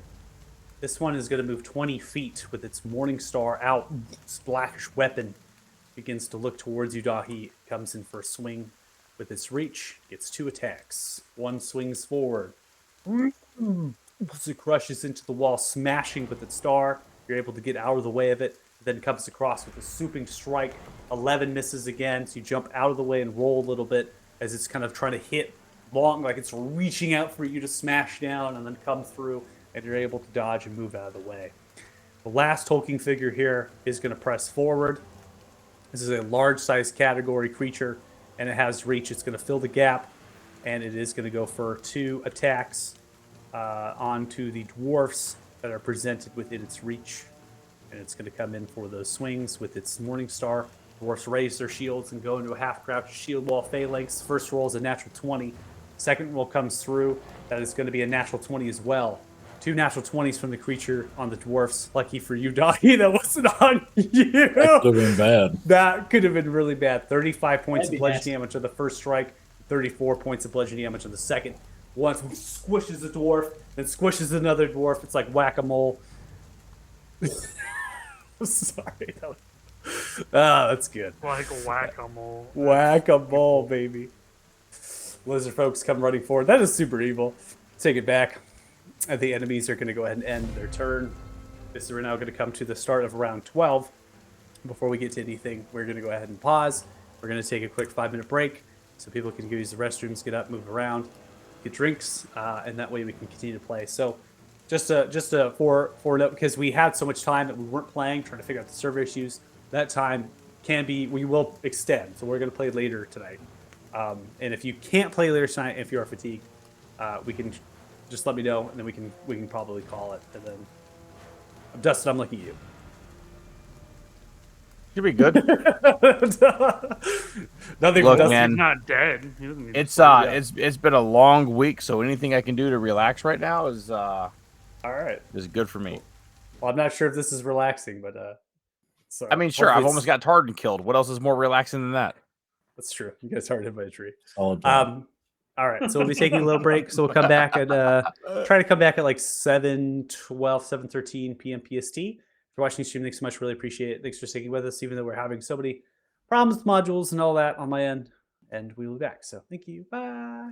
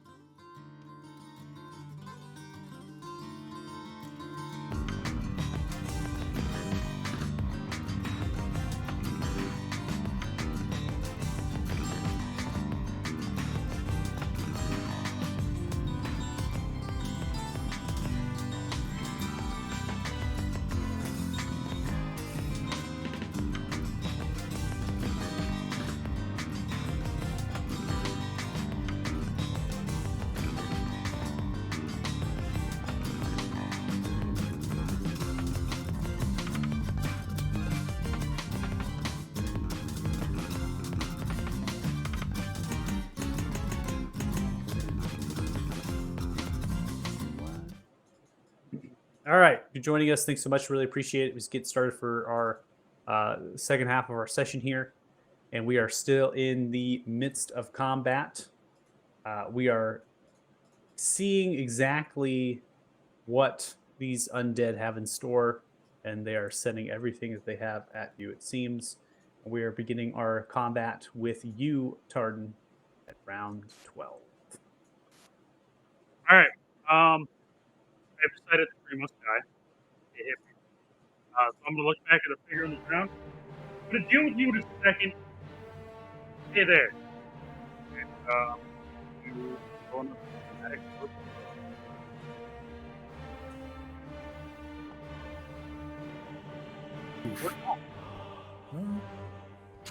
15 is the roll.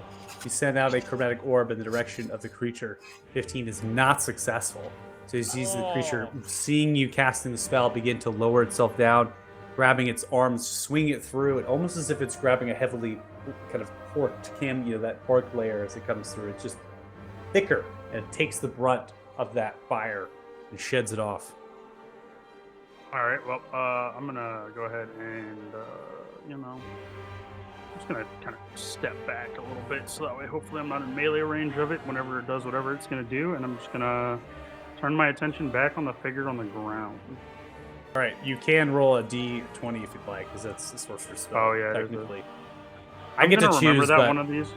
I get to choose. Technically, I get to prompt you for it, but He's choosing. I'm choosing to do it. Fuck yeah, let's lose some more Yeah, hair. I'll just remember it every time. That's fine. Yeah, right. All right, Aethos, you're up next. Okay, so it sounds like I need to use my action to get rid of that light and buy myself some time. So I would like to Okay. do that. All right, so you're going to take your action to absorb some of that light to buy some more time, so you can see the light source become dwindled and begin to fade as your purple and pink casting lightning begins to sprout, pulling it apart.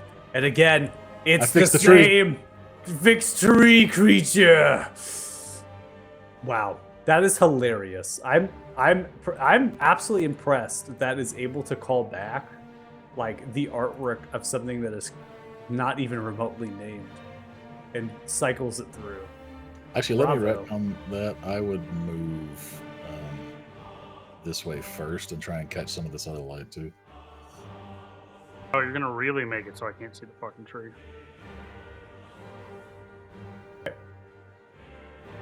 So that's 30 feet, and then bonus action dash, another 30 feet.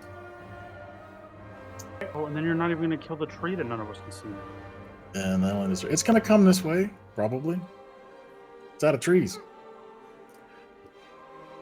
All right, Dahi, you're up next. Oh, You were supposed to kill the tree. Arguing. Tree killing. From the axe stab you.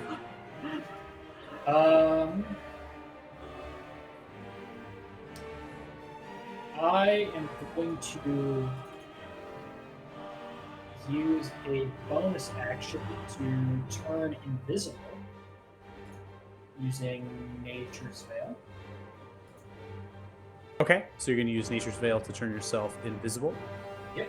Okay, so for your... Gotcha. That way I won't proc opportunity attacks as I take a running jump across this 10-foot chasm. Okay. And I will start making sling attacks against the zombies below the wall. All right, so let's see. I won't put the invisible condition on you. I'll just say, because it's going to be taken off Make as it soon as an you attack. advantage. So just the first attack you get is advantage, yeah. Well, it's greater invisibility, so it's all of the attacks. Okay. Yeah. Start of your next turn. Cool. Yeah, it's effectively 1 round greater invisibility. 1 round of greater invisibility. Okay, there you go. Fire away. You don't have to hold anything down. Should do it already. Okay. But I do not have Magic Stone, so we'll be using Dexterity.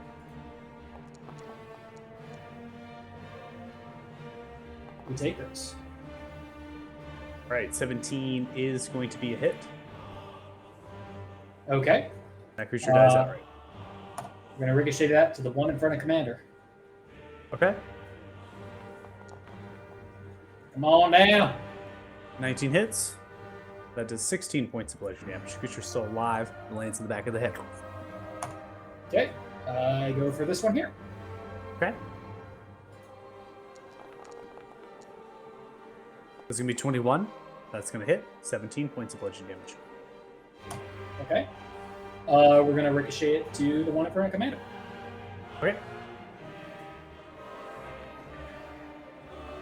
Oof. That's Five. oof. It's not going to land. Pung, pung, that one just zigs off. Okay. Oh boy. Well, I attack somebody within 5 feet. I get my Hunter level 3 third attack, or breaker. I'll attack the one in front of Commander this time because I can't attack the same. Okay. That's going to be a 9, which is going to hit. Good. That's going to Close. deal 15 points of bludgeoning damage, and that creature does not reckless. Okay, and we're going to ricochet back to the wounded one I did previously. Okay. Man, Rough. 7. Okay. Not going to land. ugh, killing me. And then I have a little bit of movement left. I'm going to scooch a little bit, and that's my turn.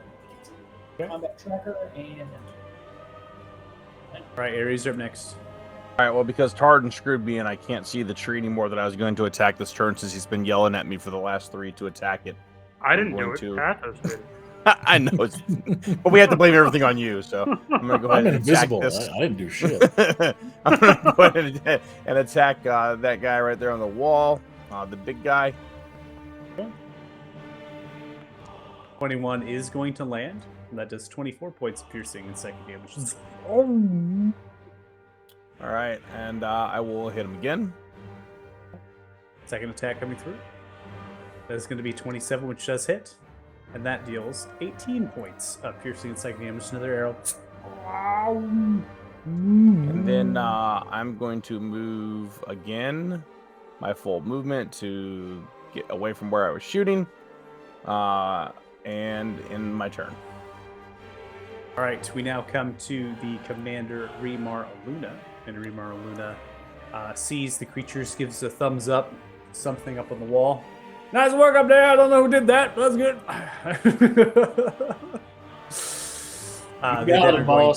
They are then going to move forward, fill into space, and they begin to swing their battle axe and shield arrays. 22 hits the creature to the right-hand side, deals 7 points of bludgeoning damage, kills that one. They then turn their attention to another one on the south end of their current token position. 25 is going to hit, and they deal 9 points of slashing damage, and they get 3 attacks, this fighter does. They come across with a third attack. 18 is going to hit, and that does 7 points of slashing damage, and they maintain their position as is. They need to call forward for aid towards the walls, continue to call orders to draw attention to them. Do not let the undead through the walls. We now come to the Maginel. Maginel does not see its target. Does not know what to hit. In addition, it's outranged for most of the stuff right now that's up close against the wall. So they're beginning to turn, and they're going to launch it at the one and only target that they see, which is the prone armored figure that is currently in the muck. You see as that figure is going to roll themselves with Vine and Twine to get out of the way of most of the damage, and they have 42 to 21 points of damage. Just hit by some of the rocks and the different things from that Maginel, and they continue to reload it. The south one, unusable, not enough soldiers, and those that are fighting currently to stop the undead from pouring in. We now come to the allies. As we come to the allies, we got a lot to do, because now we have dwarfs, but some of those dwarfs are dead. We'll advance the dwarfs filling into space here, so I'm going to get them up and then cycle them through. Some of them are going to have dashes as they're filling in space, and I'll have them put into relevant position for that. So 3 attacks, 1, 2, 3, 4, 5. 5 total are going to come through, 2 of which are going to be the soldiers, and then 3 of which are going to be the dwarfs. The dwarfs are all going to hit with their battle axes, and the 2 soldiers are going to hit with their battle axes. So I'll divvy out those rolls separately, because they're 2 different targets they're swinging at. Nice. Okay, this creature is struck. for 14 points of damage. Then it is struck for an additional 5 points of damage. And then the one on the south side is hit for 7 points of damage. And is dead. Clear up some space as they're beginning to work through. And the soldiers are going to press forward a little bit and fill in space after they swing through their targets. The dwarfs have no more movement to provide. Now we come to the south side. They're beginning to fill slightly in space just to advance closer. We have a total of 5 battle axe swings. All are going to hit.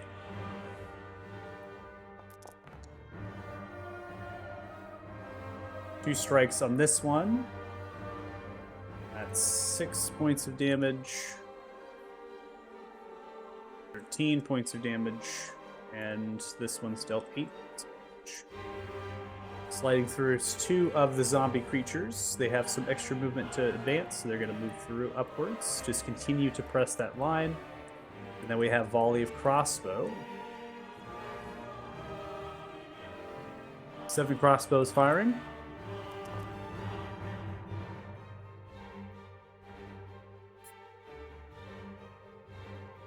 3 of the crossbows are going to hit their targets, 2 of which on the northern heavily armored, and 1 of which is in the chasm.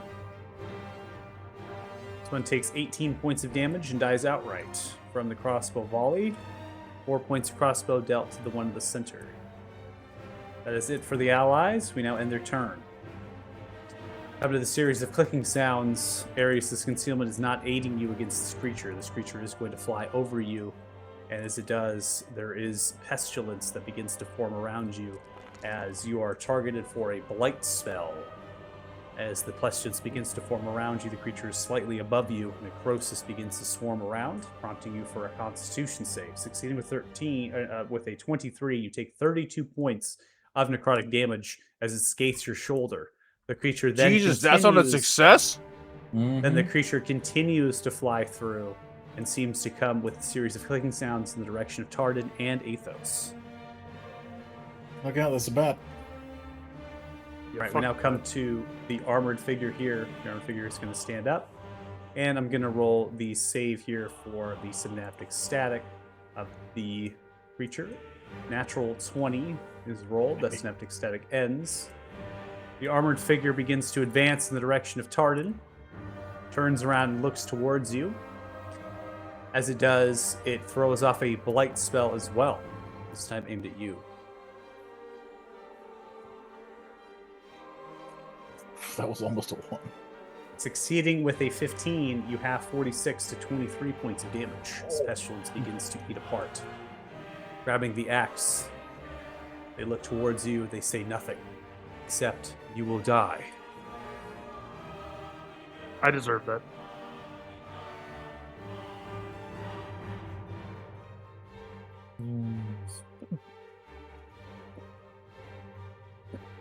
Tree comes running forward, crushes into the spiked trench.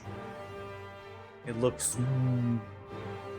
left and right. You can see the armored figure grabbing the axe, begins to point in the general direction of the wall, assisting that it has it under control, but its attention is towards the wall. It then makes a series of shriek sounds, throwing its axe back and forth like this in the direction of west, potentially into the fog. All more, perhaps those that are lurking inside of the shadows and the fog. Tree creature continues to advance, making way for a dash, coming over space. It continues to move, running forward. End turn. Now come to the enemies.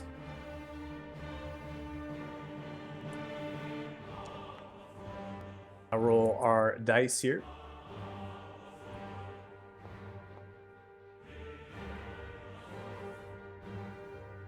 I'm going to do this super fast because there's not many of them left here. So we get movements first.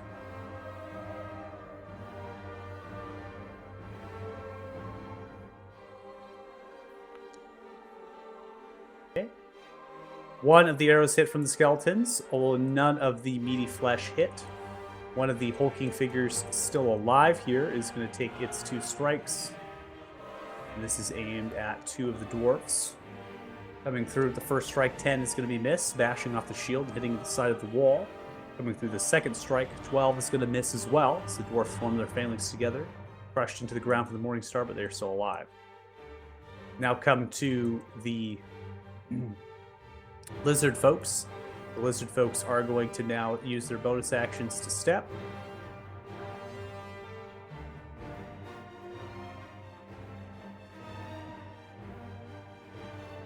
One steps here with its bonus action, then goes through its action to attack the soldier. Bite comes through first, grabbing onto the head of the soldier, 20. Bites down and begins to dissolve their head. 13 points of piercing and acid damage as they're headless. Moving from side to side, whipping back. Drops off side of the wall. They then use the rest of their movement speed to come off the wall, begin to come around, flanking the back end. In a similar fashion, this begins to happen. Some of them which are having to do their movement speeds first, and then they're hopping down off the wall, and they're getting their actions to bite. 21 on the dwarf soldier, 16, and then a spear strike comes through on the dwarf soldier. That's going to be 22. That hits as well, dealing 7 points of damage. Hand raised! No, I have a hand raised! that was a mistake. Hands raised! I was typing. I don't know why that rang it in the. Okay.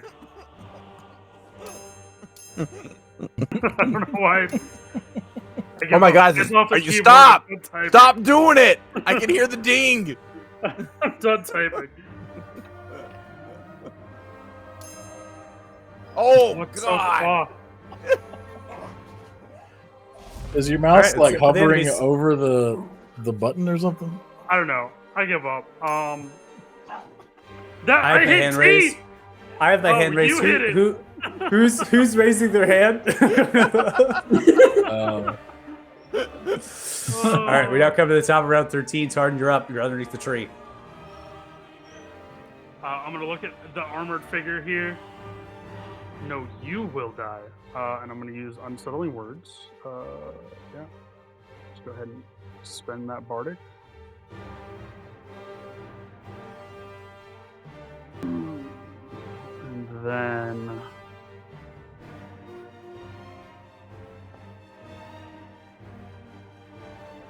I'm That was going. for the synaptic static. That's fine. Because I'm gonna do it again anyway. Synaptic static. But yeah, we're gonna blast it towards the foot and her. Oh, I rolled like shit. Still better than half. All right, I don't think you can double up on this effect. No, All right. I was trying to hit her in the tree at the same time.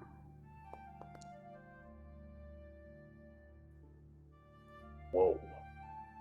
All right, the tree saves, and so does the other creature caught into the effect. They're going to half that damage, I believe. 26 to 13. Yeah, The the tree tree's dies still anyway. not dead. Jesus Tree is Christ. not dead. The armored figure is going to fail. They take 26 points of psych damage, and I believe Nice. they come overcome by that same effect. Yeah, it doesn't stack. But... Yeah, no, but it redoes the timer, since Yeah, that was like yeah, which is nice. 8 turns ago. Yeah, we might need it. We might come into that play. We might come into play. Well, shit.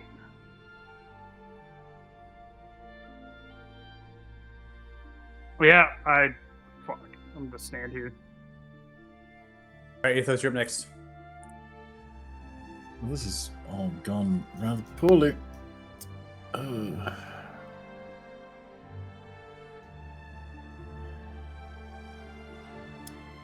He is going to bonus action cast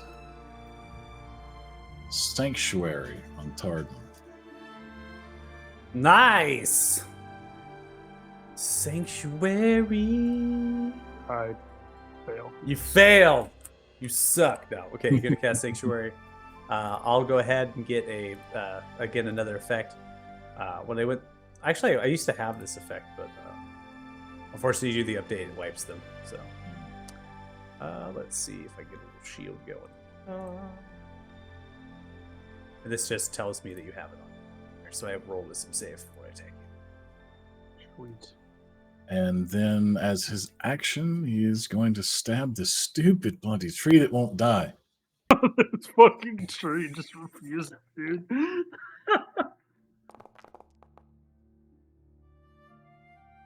Attacking the tree, 22 is going to hit, and that's going to do only 3 points of piercing damage. You stab into the bark, piercing through, then you puncture a vital area, 12 points of damage. Tree is still alive. And then he's just going to move as far as he can over, kind of out of the way a little bit. Fucking tree. That's going to end his turn. All right, Dahi, you're up next, and that invisibility is going to end. Alrighty.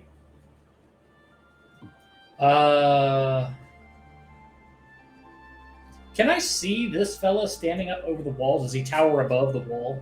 That creature is taller than the wall. That's right. Okay. About 2 feet. Excellent. Well, that's 2 feet of brains that I can bean in the head. So I back up, get a 10-foot running start, clear the wall, start running this way.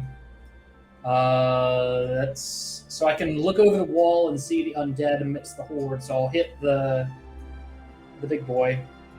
Okay. Try to. Bonus action, magic stone. So I'll go back to magic stones. Okay. This very inspirational music. Yes. 20. Exactly. If you're listening, I mean, if you're listening to it, I try to do the best I can. 20 hits, 19 points of damage. I know people turn off the music, especially at this point. How much combat we've had, I just randomly play random things I see on my playlist. 22 is gonna hit. I should create a master. 20 points of bludgeoning damage. That creature is dead outright as you sling Excellent. that shot. Excellent. Alrighty. In that case, I will go for.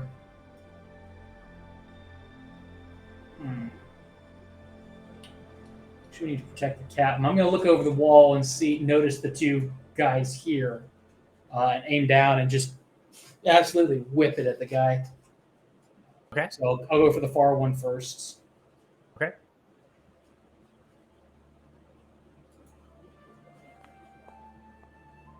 And I have a feeling I should remove. 15 hits. That does Oh. 17 points of damage. All right. Let's see. I could have sworn You're these guys targeting- might have 16 or 17. You're targeting. Are you targeting this one right here? Yes. Oh crap! I forgot to hit T. It's okay. I just wanted to know which one you're targeting of the two. 17 That's points fine. of damage. Yes. Yeah, I know their AC. I just looked at the AC score. 17 hits. Okay. Okay. So it ricochets 15 the hits, guy. 7 points damage, and then ricocheting to the one adjacent to it. Yes, and this time I did target, so it should do it. Okay. 18 is going to hit, and that Okay, bueno. does 17 points of damage. Okay, bueno. Am I feeling it? Yeah, I'm feeling it. So, last magic stone, hunter extra attack. Gonna target this guy first. Okay. And I'll keep sharpshooter on. Sharpshooter Well, on that's right. 23. And there you go. Never turn it off, baby. 20 Never points of turn it damage. off. You sharp straight through the head. It's kind of moving, warping it out. Connect through, shattering some of its bones. Topples into the wall. Ricocheting around. That is going to 23, which hits. That does 20 points of damage, and the creature's dead as well. All right, and that is all of my attacks, and I will end turn. All right, ending turn. Ares, you're up next. All right, so Ares gets a little freaked out now. He's seen this big tree come out again, so he's going to target the big tree thing and attack it. And on his first attack, once again, you'll see a little more damage being done than usual on the first attack that hits, I should say, which should be that one right there, I believe. All right, 22 hits. Roll sneak And attack. then the sneak attack. All right, how do you want to do it? Nice. So what you're going to see is you're going to see the arrow just go through where I guess the ear would be, and then out the back of the tree skull, and just take all the bark and everything with it. Okay. Only 2 points remaining of its health. Goes through its head. It does. Begins to topple back. very fashion that you've described, begins to slowly tower down. This tree is over 100 feet tall. So it's just like slowly coming down backwards, right, away from everybody. I was gonna say, and hopefully the velocity of the shot, the power of the shot, makes it fall backwards, not on top of Tardan. Yeah, it's Oh, falling that's fine. backwards. It's falling backwards here. All right, perfect. And then for the second attack, I will target the creature that is on quote unquote on top of Tardan here, and see what I can do to that one.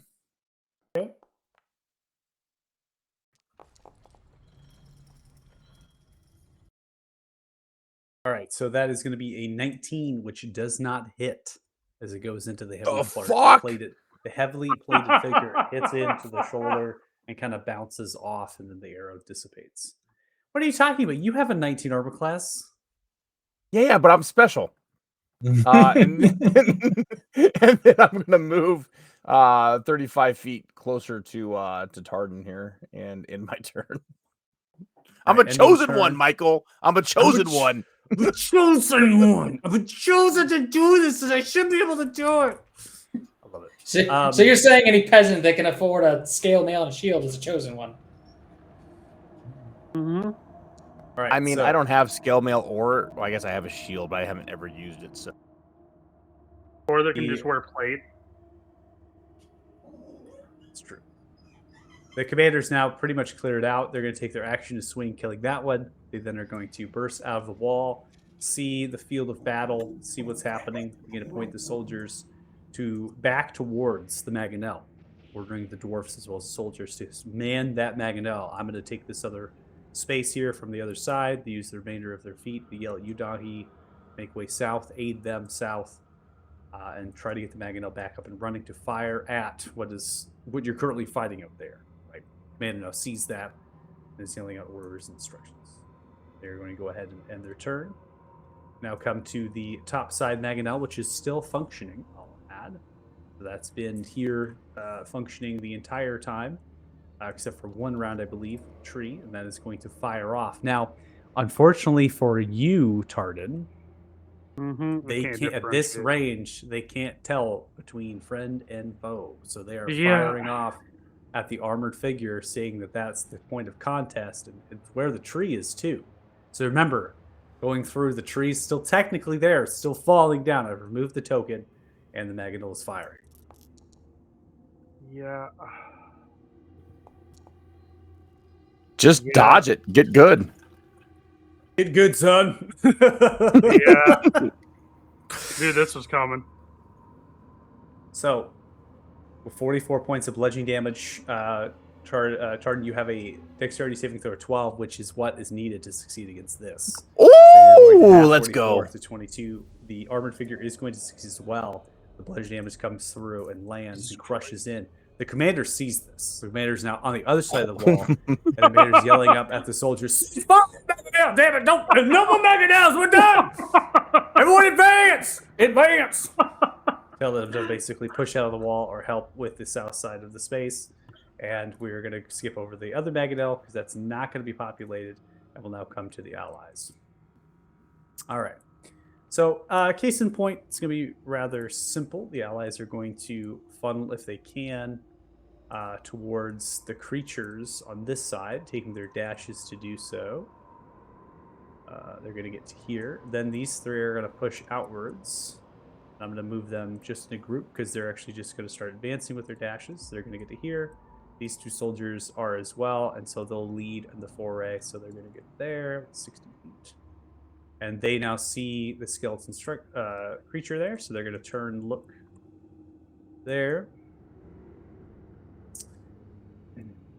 Now we have these. We're going to push towards the hulking figure to get some attacks on. This one will cycle over. Turn. So, well, 5 swings coming through. With battle axes. 2 are going to hit.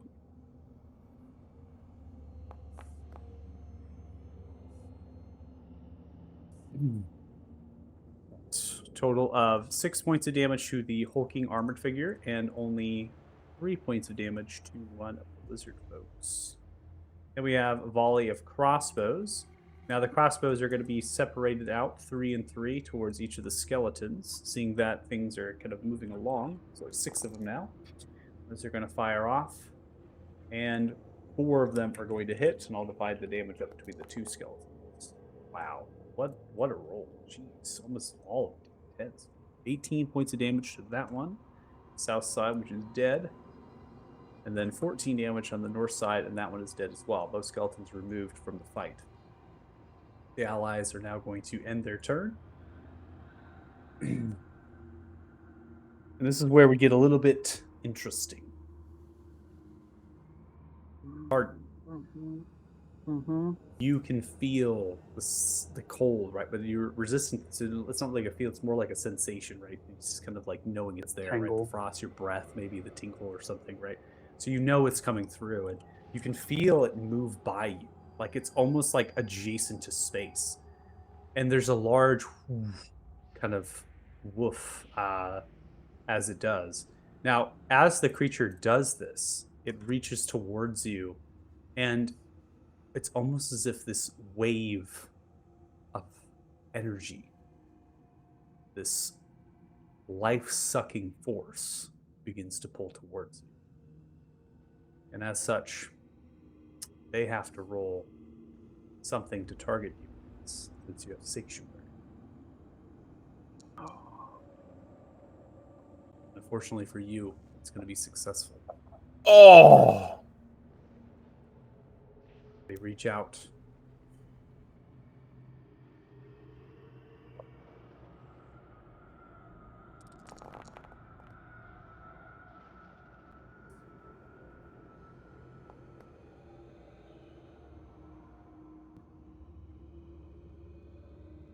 I don't know that it matters with my 10 health. You're hit with searing pain as the life begins to be sucked from you. You take half as much damage from your success, but that doesn't matter. You fall down. As you fall unconscious and begin to topple down, you begin to rise 1 hit point. It's an undead creature. You hear the voice of what it was that struck you. Kill your friends. Protect our escape. Oh, man. Then you can see, moving their arms, this armored figure begins. They climb upon the invisible creature, and they themselves turn invisible as they mount. Knowing this and seeing your Athos, right? So they're not moving. They're on the ground, and they're mounted. You see Starden and Sustain, and the pestilence and the decrepit skin tattering. But they're no longer there.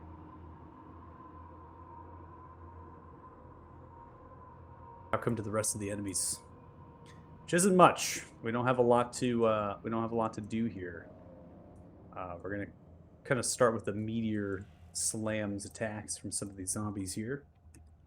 I'm gonna roll those out, and that are both of which are going to miss. Then coming to the hulking figure, 2 attacks on the dwarves, coming through with its Morning Star. 21 hits one of the dwarves. 10 points of bludgeoning damage dealt. Still alive, that dwarf. 23 hits the second dwarf. 17 still alive, that dwarf as well. Playing all deserters surviving. Lizard folks. They look with their bites and their spears to attack. 14 misses the first one. Spear strike comes through on the same target. That spear strike is going to hit, dealing 5 points of piercing damage and killing that dwarf. Next one comes in for their bite at a soldier or Farron. That is going to be 21 to hit. That soldier's head, their shoulder is ripped apart. Screams begin to spill from the acid, blood curdling. They stop screaming as they fall. Spear strike misses one of the dwarfs. And that is it for the enemies. There is nothing else.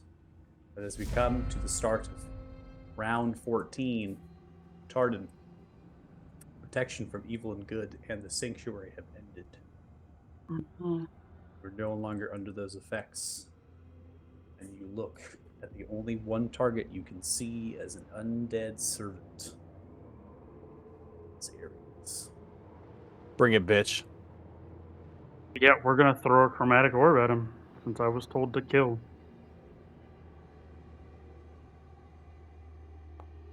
Chromatic orb sending out 18. Ares dodges underneath it, flies. Chump change. Go and roll a d20. Woo! Oh yeah. Yeah, lose all your hair now. Athos, you're Tarn, muted, by the way, if you didn't You remember. were not instructed That's to move. So Yep, you were only just instructed to attack and protect their escape. So it's your choice if you feel you need to move to make that happen. Nope. I will end my turn there. All right, Athos, you're up next. Oh, this has gotten to be rather unfortunate. He is going to move this way. Target the bat. And cast Guiding Bolt. So it might prompt. Yeah, it's going to be a straight roll because you're both invisible here. Guiding Bolt comes through. You're going to use your Bardic Inspiration. 22 is going to hit. And it's going to be 17 points of radiant damage to the creature. As the bolt lands, that is going to end both of their invisibility. Because now the bat is. Fuck a yeah, lit, bitch. as well as this one is a lit. So they're Let's both no go. longer invisible. And then from utterly nowhere, Ares just going to yell, "Kill the fucking bat, Ares!" The bat or the armored person? All right, Doc, you're up next. Ares isn't very good with instructions. I don't want to fucking hear it. Told you to kill the tree for like 4 turns, and now here we are. I didn't hear you. Sorry. Seeing that this big bat light up in the sky, and knowing that it's out of range of his sling currently, Dahi is just going to run, jump over the wall, take a d6 of falling damage because it's 10 feet higher. So it's 10 feet high, but we can roll, and I do this in terms of distance. You can simply just like lower yourself off the wall and not incur, right? Because Okay. then you make it less than 10. Yeah. Then let's see, 35 feet of movements. That's still too far for the sling. So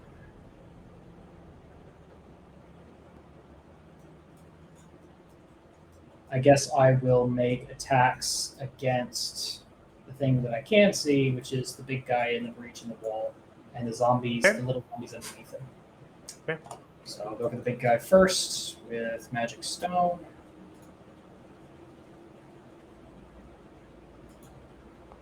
All right, slinging away with the first attack. 7 is not going to land, unfortunately, as you come through with your first attack. You come And- second, 16 is going to hit. Oh, it does. Oh, I thought it was a 17 AC. Excuse me. 16 hits, it does 18 points of damage. Okay, we'll ricochet that down to the northern zombie in the wall. Okay. That is going to be 23. And that hits 19 points of bludgeoning damage, which are still alive. Okay.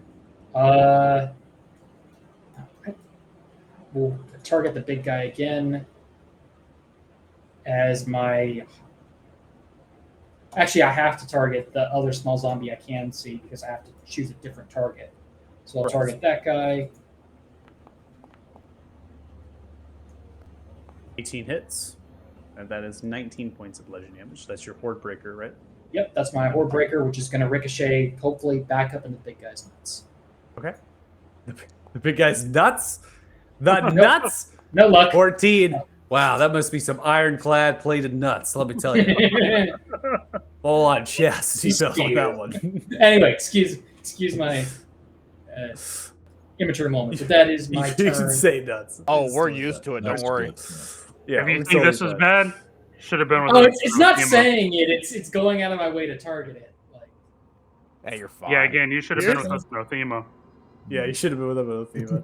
You did a good All job. right. Poor corpse. Now that I see these guys, I'm targeting the big bad bat first. Firing off on the bat, getting the advantage from the guiding bolt. 24 is going to hit, and that does 25 total points of damage. It looks like it tried to state your weapon as magic. So 1 second there. That's bullshit. All right, Yeah, I was gonna say 25 that. points of damage. Nice. And it's still there, so I'm going to target it again. You're attacking at the same exact moment in time relevant to it, so it is going to. You can see the shadows are pulling now, right? So it's not. It's coming invisible now that the guiding bolt's off. So you can still attack it, but that's no longer Okay. going to get you advantage because it's no longer lit. Okay. The second attack coming through. That's going to be a 20, which is going to hit, and that does 25 total points of damage. The creature is still alive. Oh my god! Oh, what do I have? What do I have? What do I have? Big series of clicking sounds. You forgot to sneak I've already attack used on my that first action one. surge. Huh? You had advantage on the first one. That's a sneak attack. First one was sneak attack. Oh, so the first one should be sneak attack. Yeah, correct. Why would it be sneak attack? Because you have Advantage. He has advantage. Because the guiding bolt. hmm Yeah. If you have Are gonna take advantage it? or 5 feet. Yeah, I got you. Are you going to take it? Yeah. Oh, 100%. Okay. God damn it! Stupid D6. 2 damage for the sneak, still alive. Fuck. Good try. That's all I got. Dude, I'm. Hold on. Let me look here. Let me look.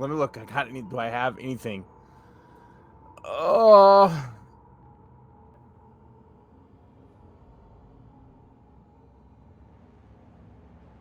All right. Oh my god, man. Oh, here's all that I have. I'm going to run up.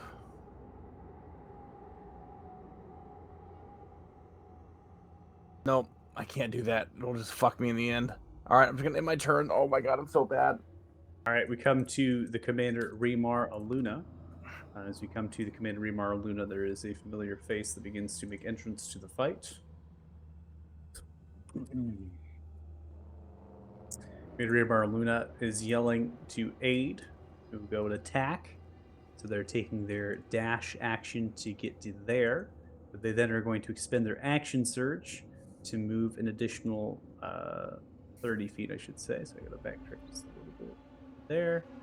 Additional dash action to continue to charge forward in the battlefield. Ending their turn, we now come to Priest Dumpling Bullbelly, Finally, stop eating. who is now running forward, 50 feet of movement speed and dash. oh lord, he running. My pillow! Begins to join the fight. Advance to see what happens. Smaganel ceases its operation, courtesy of the order given. The soldiers Now are would now be a beginning good to time. take their dash actions to get upon the wall.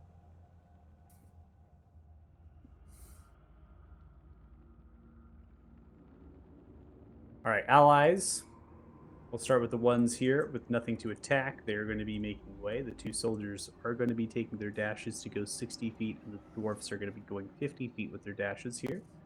They're going to all come charging forward as fast as possible to join the fight. Then we come to some here that are over on the south end. The light's now disappearing from there, from the stomping of blood and the torchlight. And we have a total of 6 battle axes to swing from those individuals. Looks like all 2, so 48 there. Melee ones on the folks in the south end.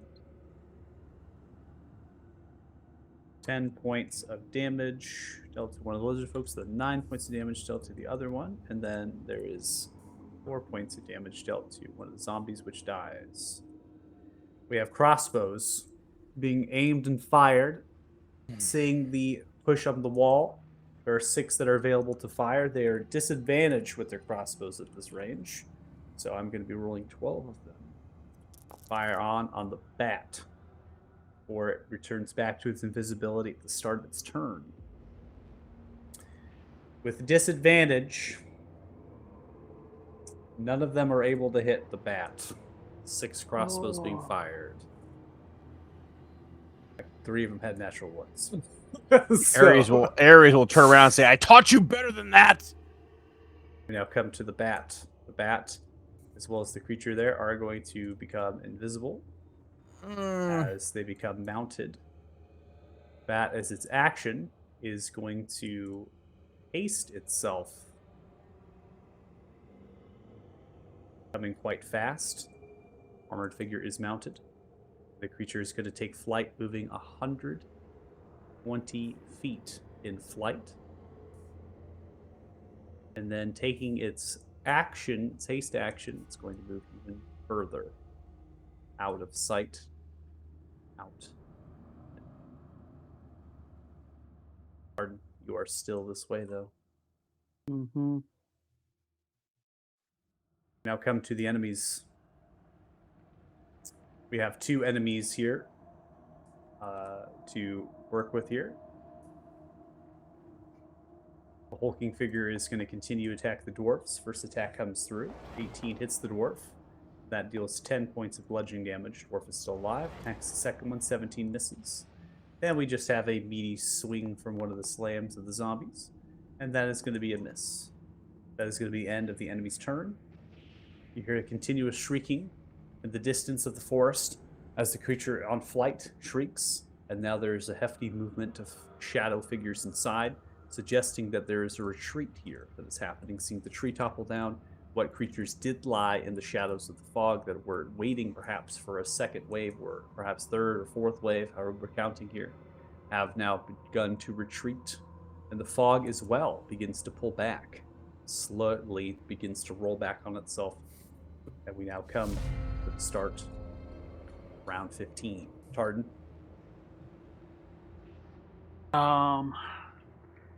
Yeah, so I guess since I have to protect their retreat, the only person that could potentially do anything would be Ares with his bow. I am going to Hideous Laughter.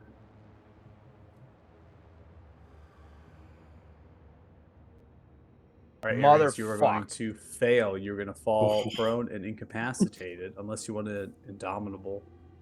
Oh, that's right. You can. I will. Yeah, I will Indomitable. Okay, go and make another hold wisdom on, saving trying throw, to please. Find it here. There you go. And a wisdom saving throw, right? Yeah, so go to attributes, then click wisdom, and it'll prompt you for the save. Oof. It's going to be a fail. You gotta be fucking kidding me here. You're going to fall prone and incapacitated with laughter. And yeah, I will end my turn there, looking around at everybody. That's not funny. I don't. No. What did you say to make me laugh so hard? Come on, Tardan. Huh? Oh, I just said I'm better than you. Look, it works in real life. No, Oh my God. shit, killed him in real life. Oh boy. No that hurt. wonder he failed both wisdom saving throws. Yeah, no shit. That hurt. Wow.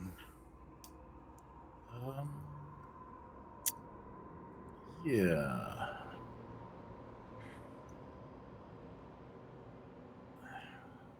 I don't particularly want to kill you. I don't know if we can help you.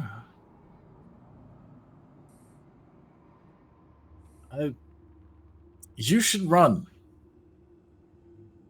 And Athos is going to turn undead.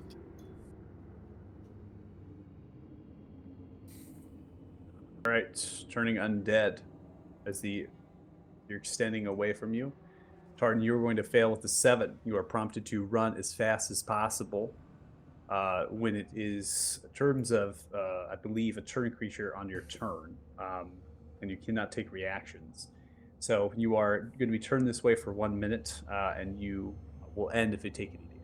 So, told to run. And yeah, that's gonna end his turn. All right, Dahi, you're up next. Alrighty.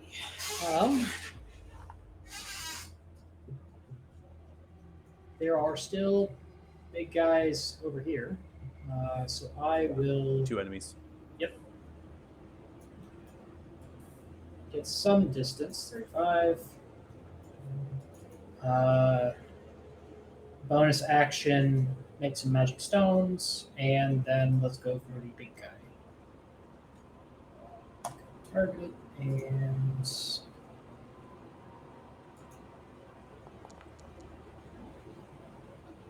All right, 17 is going to hit. That does 21 points of bludgeoning damage. Creature still alive. Comes Okay. through the lower right leg. goes right through his leg and ricochets to the next guy, just over penetrates. Okay. The zombie at his feet. 11 is going to hit that creature. And that creature takes 16 points of bludgeoning damage and is dead. Okay. And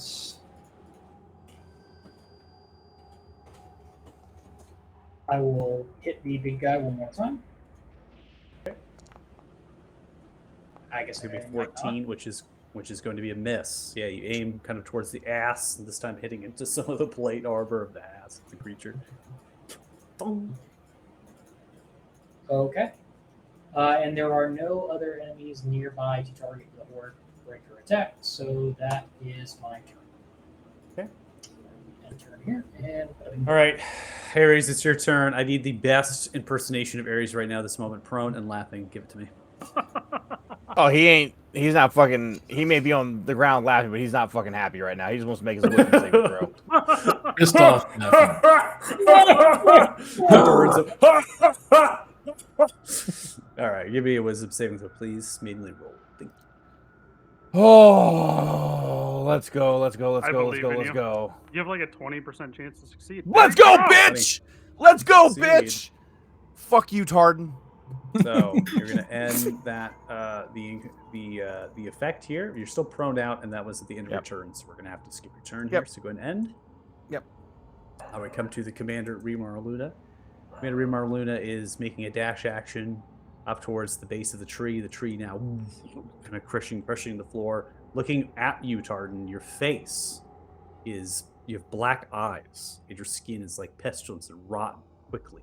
You're seeping from some of the wounds, and your And I'm eyes are bald. terrified, and you're turning around. You're also bald.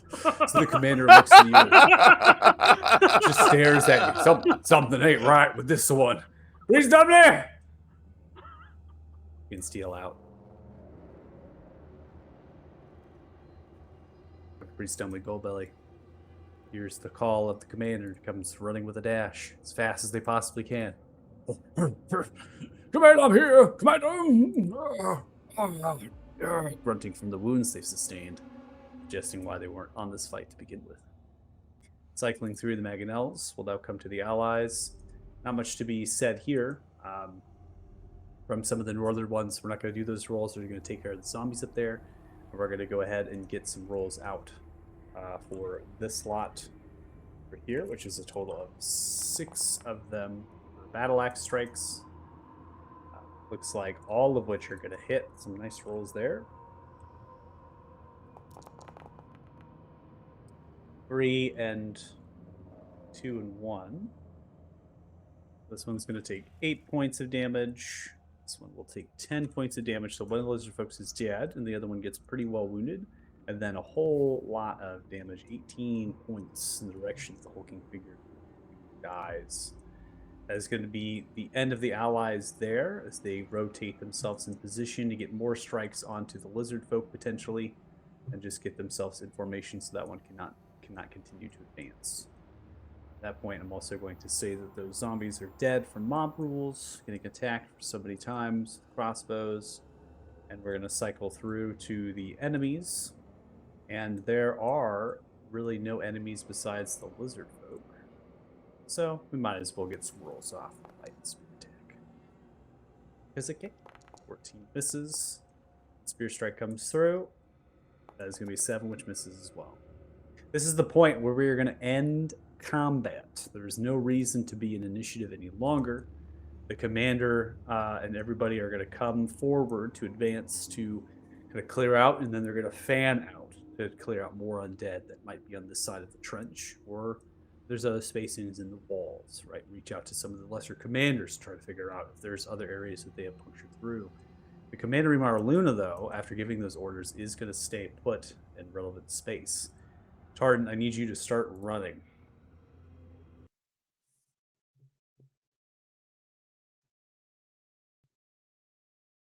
Anybody running after Tardan? Oh, well, I want to before he leaves range or before I leave sight. I would like to take a shot to try to trip him, not to hurt him, but to trip him as he's running Legs. away. You're trying to go for a non-lethal arrow. Correct. Achilles heel that thing. That's right. All right. So Tardan, I'm going to place you here then, in terms of of space. And I'm also going to have Commander Rimar Luna continue to advance, so they're going to be here.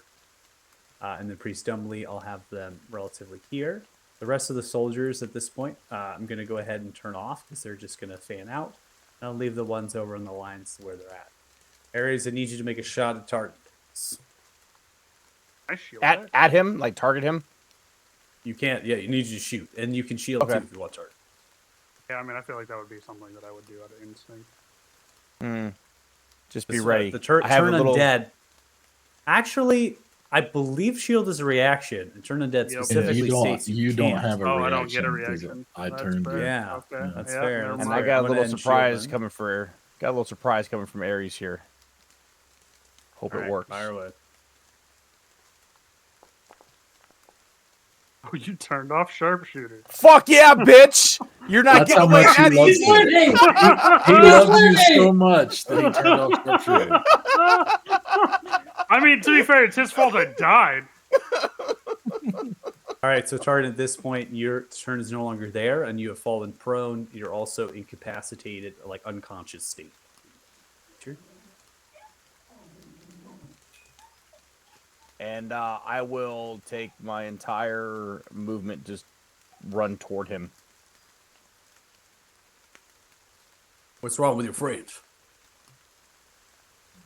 He was attacked by the bats. I'm not sure what it did to him. Athos, out of not knowing what really happened, is going to spare the dying on Tardan.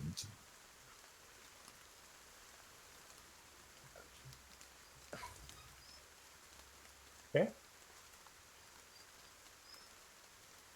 Use Priest Dummy Goldbelly's running. Commander Rimar Luna lights a torch. Give light up space. Begins to kind of point as the fog itself is pulling back. No longer there. It's kind of just holding it. The fog's lifted. The undead have fled. Priest Dummy.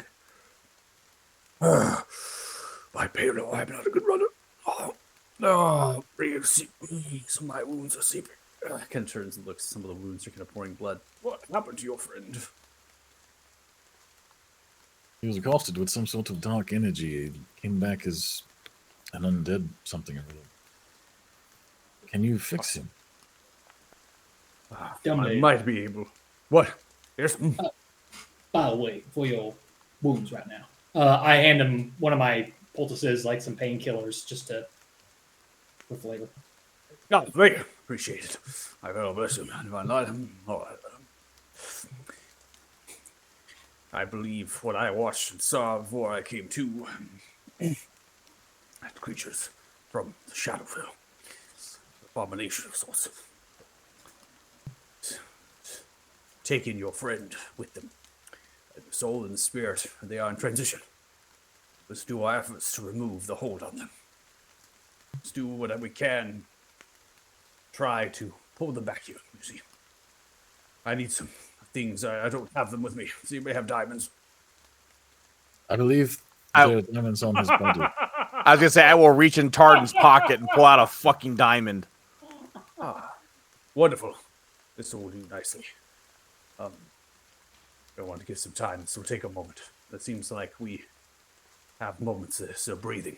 Yeah, not here. Be one moment. As I handed the diamond to him, though, I'll lean a little bit and I will say, "You either save his life, or you will lose yours. Oh, what? My pillow. What did you say to me? Paul. I was He does not Save mean. his life. I will try. I'll do what I can. I am a cleric of Palor. I have been well trained and spent much time with this cult. I will try to bring your friend back, but I fear they are someplace else. Save his life. And the rest of the party that's been around Ares for a little bit will see like a blank stare, like he is no shit serious about this. Save his life, or there's going to be problems. Okay. So, Tartan, you are pulled to a scene. So, I'm going to cycle off the unconscious prone condition. You are currently standing relatively fine, okay? Your appearance and such, you feel good, you feel okay, but you are someplace dramatically different than the outer grounds of Fort Farron, between the Smallwood and the trench and the mud and the buck. You are on slabs of black marbled stone, suspended in a pink and purplish hued sea of sorts. Black marbled stands high, chained, anchoring the space from floating, perhaps keeping it still, surrounded by warped and moved black obsidian-like walls towering in a square of sorts as you are inside of this space. There is water shallow that surrounds like a moat around between this space and the walls. And on top of a platform suspended is a metal throne of some kind with chains anchoring it to, and a figure with no legs, and 6 to different 8 eyes of purple that are circles that stare. They have a scythe crossed over their legs, gripping in the same purplish energy of this almost clouds, and they are staring at you in a very tan, black, tattered robe, covering all of their body except face.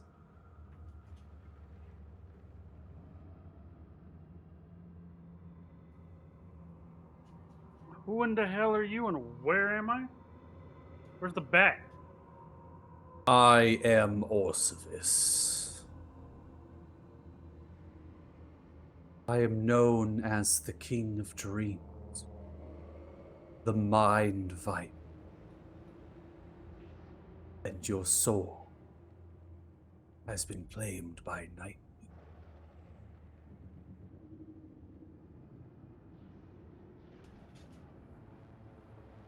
Oh, that's the name of the bat? Or is that the name of the woman? You think still.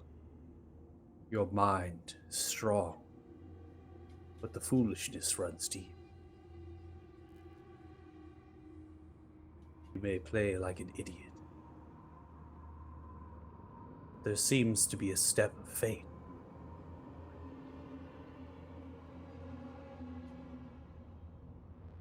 Yeah, you're talking about that splinter thing. We heard about that. Tell Yeah, me, why am I here? you are here as my slave. You are in the Fortress of Torment, within Aberrel Keep.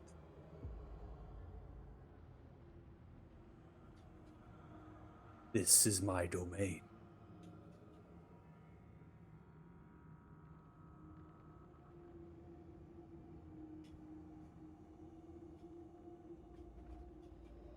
You have been gifted with immense power, the likes of which this universe has not seen in some time.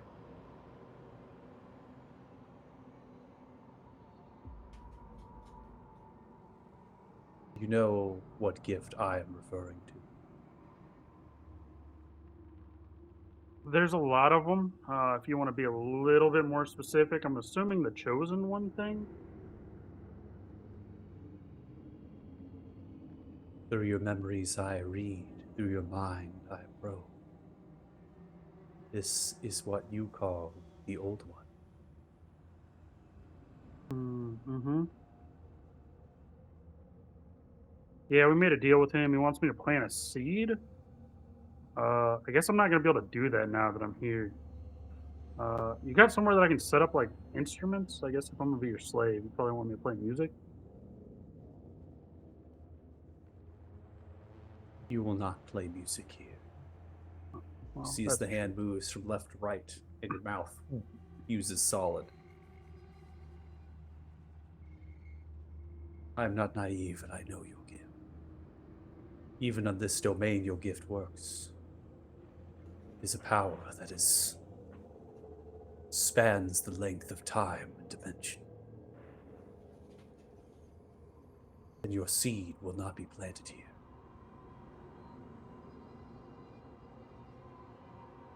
See as their eyes turn from left to right.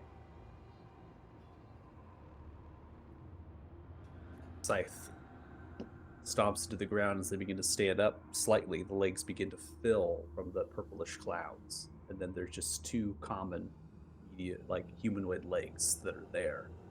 And then they're just kind of covered with the same robe, so it's almost kind of just pulling itself from the purplish clouds. And they're kind of standing over 16 feet tall as they stand from the throne.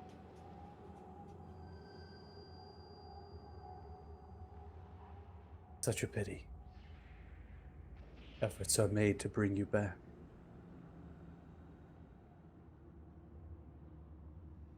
I will say one thing only to you.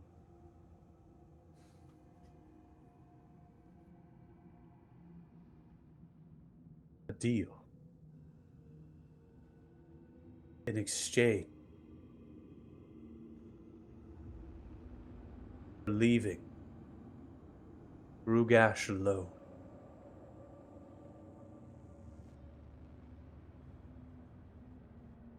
I will tell you what your seed is truly for.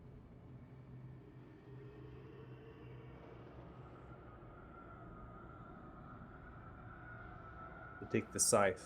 As they do, they come back, sitting onto the throne as the legs dissolve back into the cloud, falling back towards the scene at present.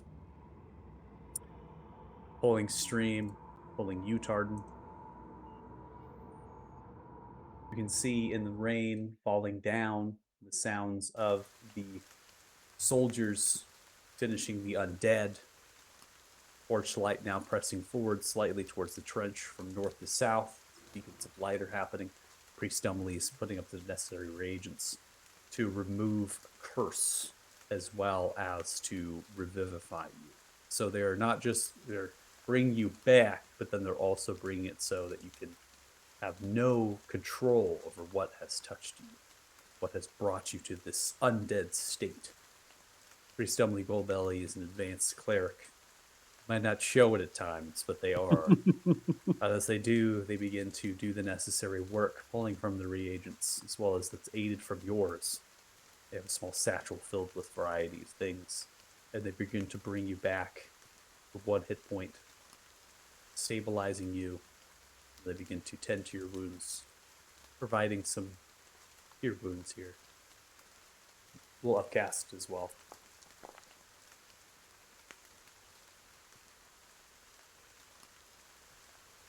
For a total of 12 hit points. Not a very great roll. Let me give you a hand. Oh, Save yes. your stones. Yeah, that's right. It's no worries. The fight is over. And I didn't do much of anything anyways. How do you feel? Awake, you long lad. Wake! Slaps you in the face, Tardan.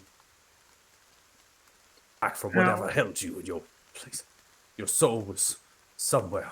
Not good. Did you have to hit me? Well, of course I did. And to make sure you weren't undead. Such a pity that would be. Again, he means. Jiminy So Christmas. applying 4 poultices gives you that much HP back.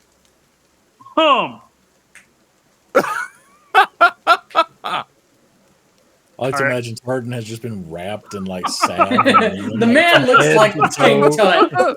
Yeah, The he's man like, looks like King Tut wrapped in glass in the boy. How long was I dead for? Why am I wrapped in? It's rather stylish. Let's look. You've I killed mean, that's- Michael. With... I suppose this is fine until my hair grows back. I think that'll be soon. You know, I it's a don't know. choice. I don't dislike it. You should consider it. I very Bald much is beautiful. dislike it. I spent a lot of money on this hair. Did you buy it? No, but do you know how much you have to put into your hair to keep it that shiny? It's called Well, oil. it ain't that much. You make it yourself. Do these look like they've made anything ever? Well, no time like the present to learn. That is, if you Boy. stay alive longer. Where did you go? Where were you? I guess that is a DM question. What do I remember any of that? Yeah.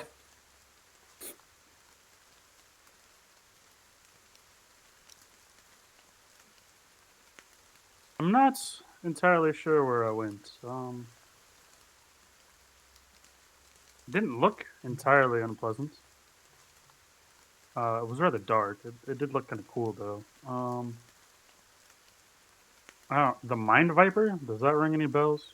The Mind Viper. That rings a bell for me. Orsiphus. Yeah, that was Awesome. his name. It's a rather ostentatious title, isn't it? It's Mm. compensation, sounds like. Probing. He did say he could read my mind and all of my thoughts. So For my studies of those that were captured from the soldiers and patrols, I was interested in those that were disoriented, their minds broken. I believe it has been the touch of this very deity upon them. You are very fortunate to be back here. My powers go great, but I don't know if I have the power for that. They must have also ushered you back as well. for some reason.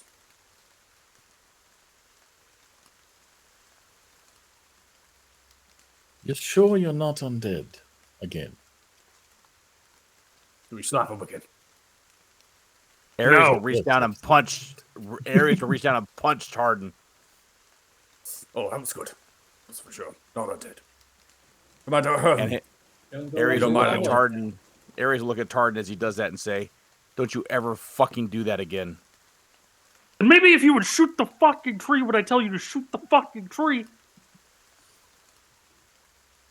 You never said that. And then I'll punch him again. oh my gosh. Smack, smack.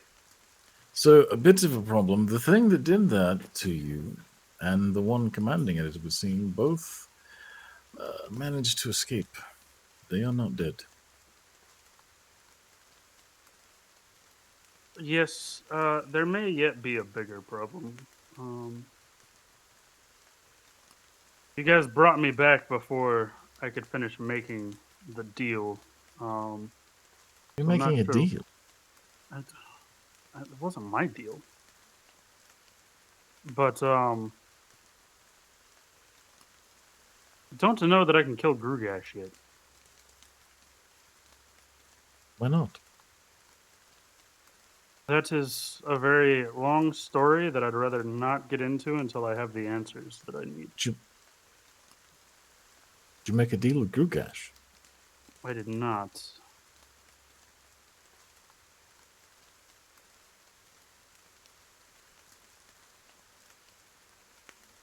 But I suspect that I'll be talking to Orsivis sooner than later.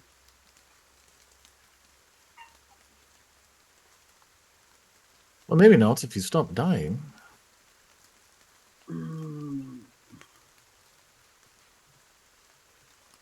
Do we need to rest Tardan and go out into the swamp and find these guys? I don't know that you can kill a deity. Anything is possible. I mean, we've made one, so I don't see why killing one wouldn't be just as... We In our made an realm of avatar of a possibility. deity. Yeah, same thing.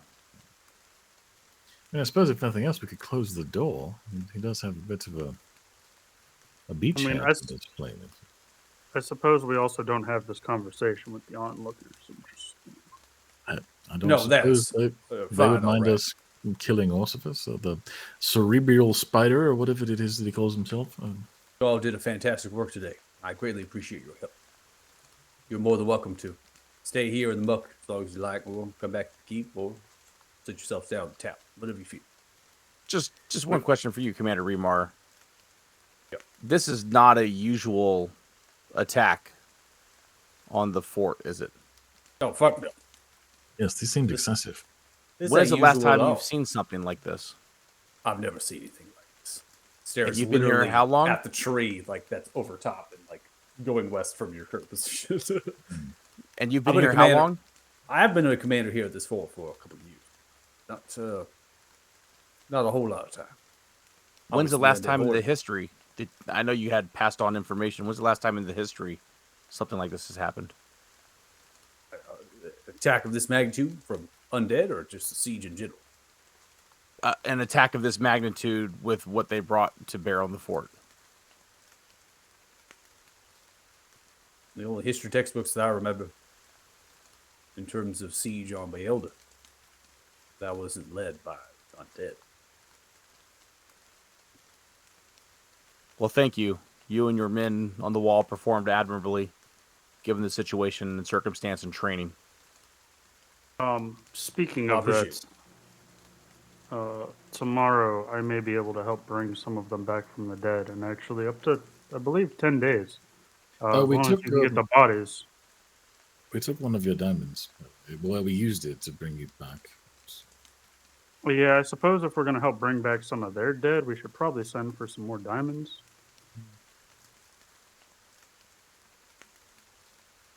We will do what we can to tend to the wounded. Priest Dumbly, you work with them and stick with you. If you want to go around and begin to resurrect some of the fallen soldiers that are with Sable. I myself need to reconvene with the lesser commanders and go through some of the things that has transpired. Understand why it was that we were so focused centrally here and they were not. Sort of what I've seen on the wall. Looks like we all have plenty of firewood as well. Well, that's for Given the street here. You all take care. Thank you so much for your help. Reach down, I'll leave you to these fine folks.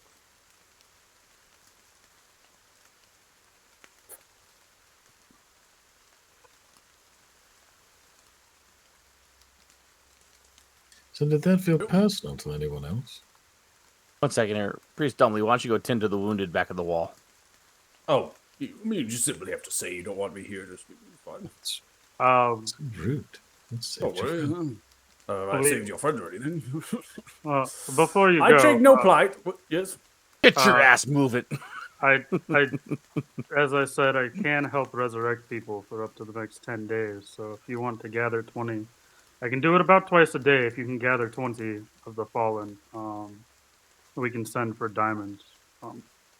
I have plenty of diamonds, in fact. I have a hoard of them. Well, you Did. did. Did have plenty of diamonds.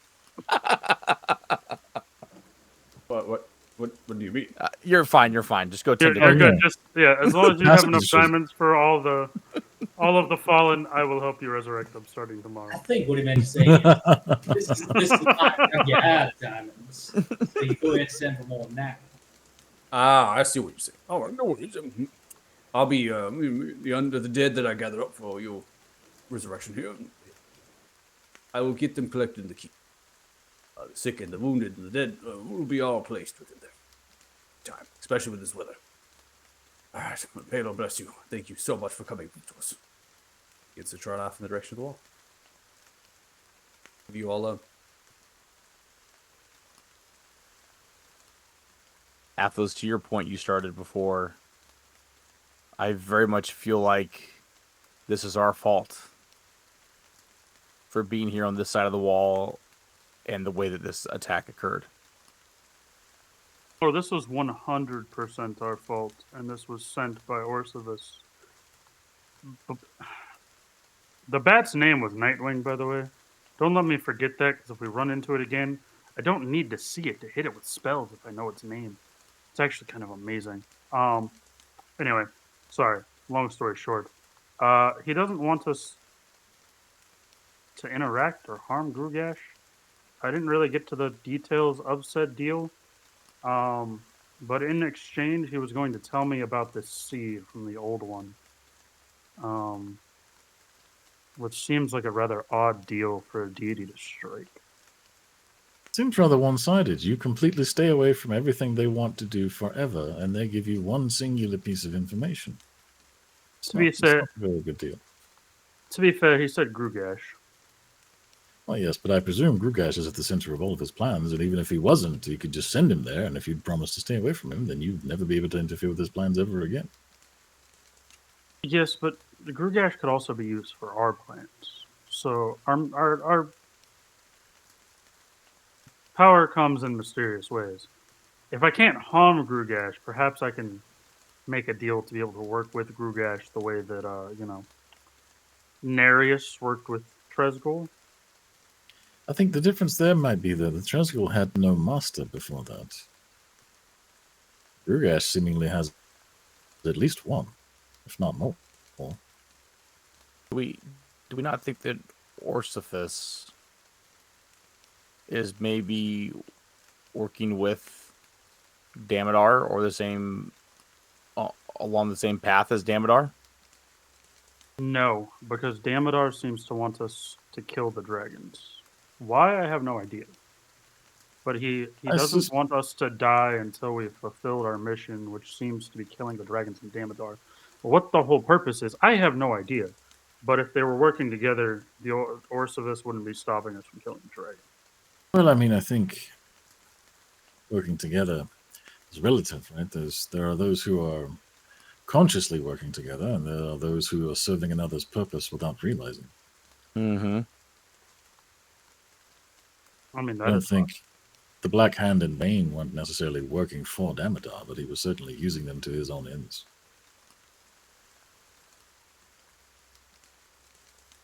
either way. I think it's worth talking to Orsivis because mean, if I can make So the deal, your philosophy. I'm sorry. Go ahead. I was just going to say, if I can make the deal for us to be able to use Grugash against Damodar, one, that's one less dragon we have to kill and fight and risk our lives over, and two, it gives us quite a powerful ally.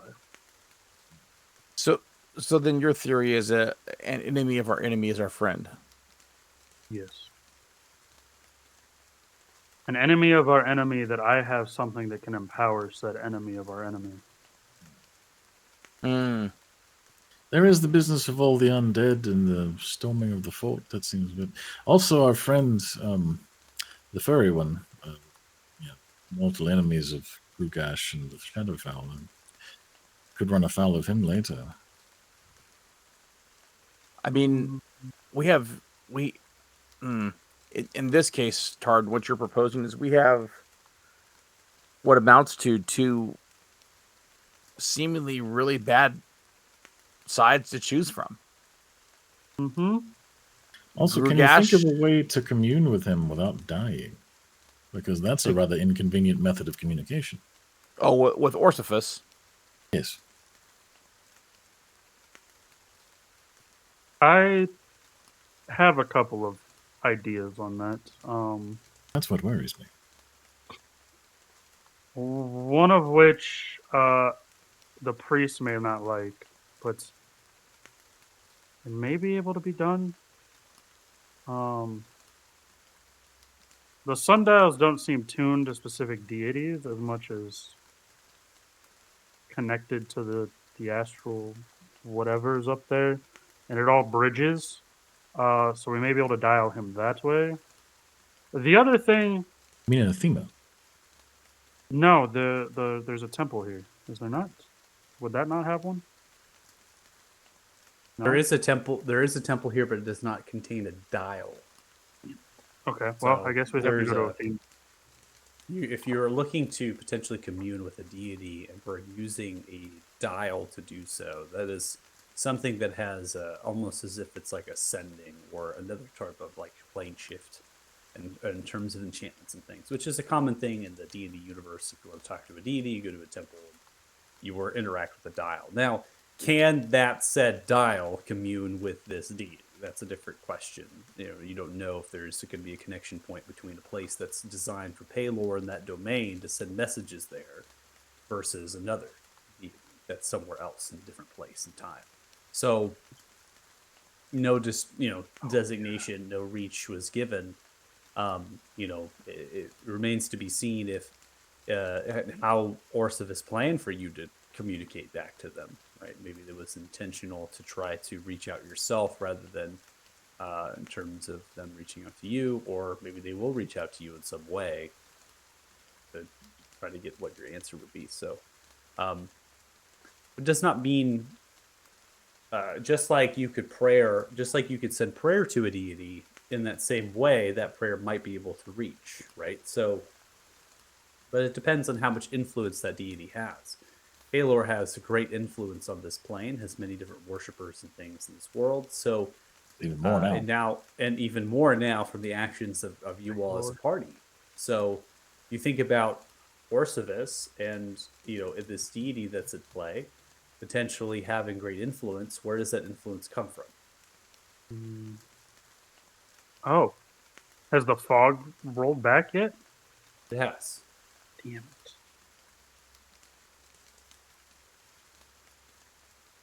I mean, at least Damodar was considerate enough to give us a coin to contact him. That's actually quite a valid point. It's Do you much think more we should get convenient. Damodar's idea? Or what Damodar Well, thinks about this whole arrangement? My thought was, do we devise a way to get Damodar to fight or join us against Orcivis and pin the two against each other?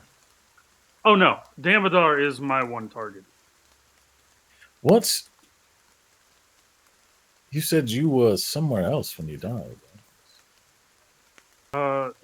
Yeah, that leads me back to my second idea, and possibly my third if it really gets to that point. That is far too many ideas for you to possess. My second idea is I don't know that he sent me away without marking me. I don't know how to. He is the Mind Viper, so I don't know that I came back alone. If that I'll necessarily means ritually anything. cast Detect Magic and examine Tardan from head to toe. I suspect the Dispel Curse, remove Curse that Dumley That's a good did point. probably broke that. The priest did leverage rather powerful magic upon you, not just to bring you back to life, but to free you of whatever had been done to you. Oh. Well, then I suppose I could just pray to him. I do it to Paylor all the time. I tell Paylor he's an asshole, like, once a week. Yet he brought you back, apparently. I don't know that Paylor had much to do with that, so much as Orcivis was not done with whatever our deal is. Well, if he didn't want you to leave, he could have stopped you had someone else not intervened.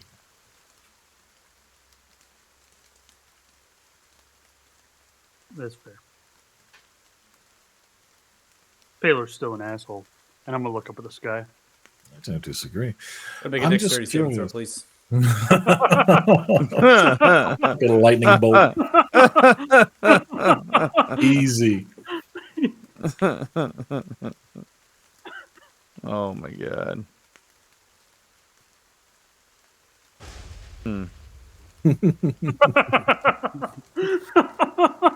Wait, no, this one's gonna be better. Ares All moves the about, lightning. Ares moves about 35 feet away here from Tardan. It occurred to me if there was some way to reach wherever you were without the death part, that again is a very inconvenient method of conveyance. You could summon Damodar to that place. And either he could kill Orcivis, or he would be weakened outside of his own, material plane, and perhaps that would make him weak enough for us to strike with the help of Orcivis. That was So- my point earlier with putting the two against each other. It would at least be entertaining. Yes, but no. Everyone's a critic. That said, reaching that place is probably easier than we all think, seeing as how Dougal told us about the whole congruences and the bridge and everything. And I suspect that congruence about 50 miles that way leads right to that place. Look, let's be honest here. Dougal was full of shit. He wouldn't even eat the carrot, and he was a damn rabbit. All right. Well, so speaking of carrot, that's the reason why I'm intrigued, is because if Orsavis is a mind viper and he could read my mind and what he decided to offer me out of everything that he could offer me, because let's be real, I'm a pretty easy buy. That's fair. Was to tell me about the seeds. Well, what you have to consider when dealing with not necessarily a superior being, but more importantly, a being who finds themselves superior, is that whatever they were offering you was to their benefit more so than yours. Yes, sir. If he wanted to tell you something about the seed, I would wager that is something more than anything else that you possess that he is afraid of.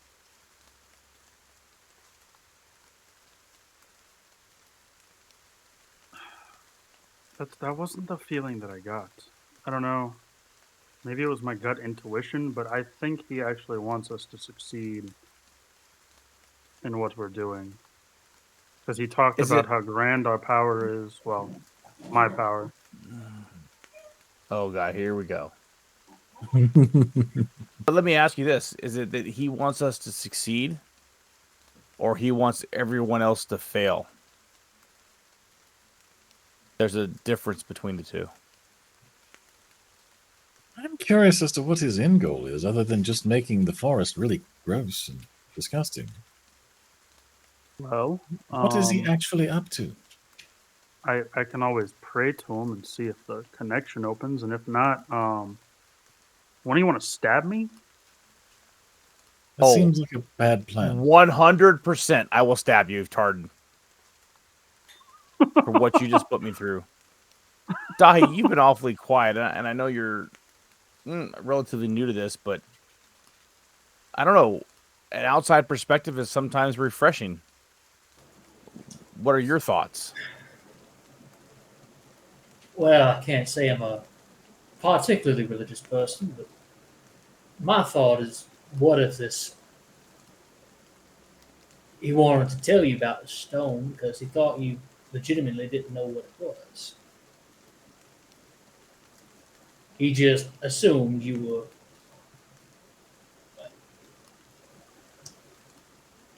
Assumed that he knew all and you knew nothing. So, That would be on brand, yes. Yes. Well, so just to clarify, it wasn't the stone he wanted to tell us about. It's the seeds that. oh, Oh, excuse I suppose we didn't fill you in on all of that. Oh, that's right. He hasn't seen the seeds, I suppose. Yeah. Oh, yours that- isn't it like yours is slimy, is it not? Oh, that's a whole thing. This is a whole conversation we What, are have you to go keeping through. slimy now? So I believe you were there. You've seen how when I play instruments, I can channel this purple and pink cackling lightning into my instruments, and it seems to have this magical effect on my music that seems to make people happier than normal. I suppose, yeah. Um, well, we made a deal, all of us, each of us individually, with a deity or a being or a creature or a thing. I don't even know what the hell to call him. Named the Old One. Um, in exchange for these wonderful gifts, we were to plant these seeds, supposedly the seeds are going to let us know when they're ready to be planted. I'm going to whip out my, what is it, 1.5 foot tall, gelatinous, gooey frog egg from a bag. I was afraid you better be whipping out something else. But This is mine. Somebody got a metal something or another. The rabbit got a carrot. I heard about yes. some real wackadoo ass cult folk, but can't say I've ever heard of them getting weird eggs of sorts. Yeah, I believe I got the metal piece. Mhm. So essentially, the deal that he proposed and I didn't have a chance to counter offer was I leave Grugash alone and he tells me about this. Hmm. But ain't that going to tell you about that?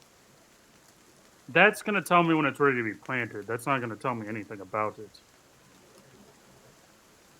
Oh, also, part of the deal was if you don't do what the thing asks you to do, you get destroyed. Yeah, Immediately. there's that part. Sure, that makes everything all so much better. So, Do you want us to go back there where we got these to get you one too? I'd rather not be destroyed for having the choice made for me. Thank you. Well, we There's a were choice. able to say no, but we are all very much in line to kill Damodar. Glad to And know the Eldritch gods believe in power consent. But no, I don't want me in it. Thank you. so, yeah, I suppose we should go back to the tavern, and I will reach out to Orsavus and see. What if he sends If, the bat again? then I'm going to kill the fucking thing. You could have done that the first time. It would have been useful.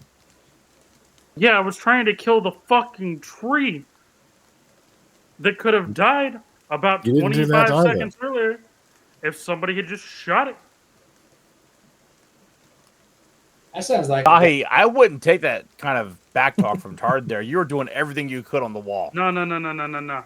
I saw, when I turned around, I saw all the undead with bashed in skulls.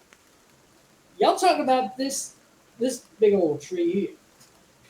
Yeah, this tree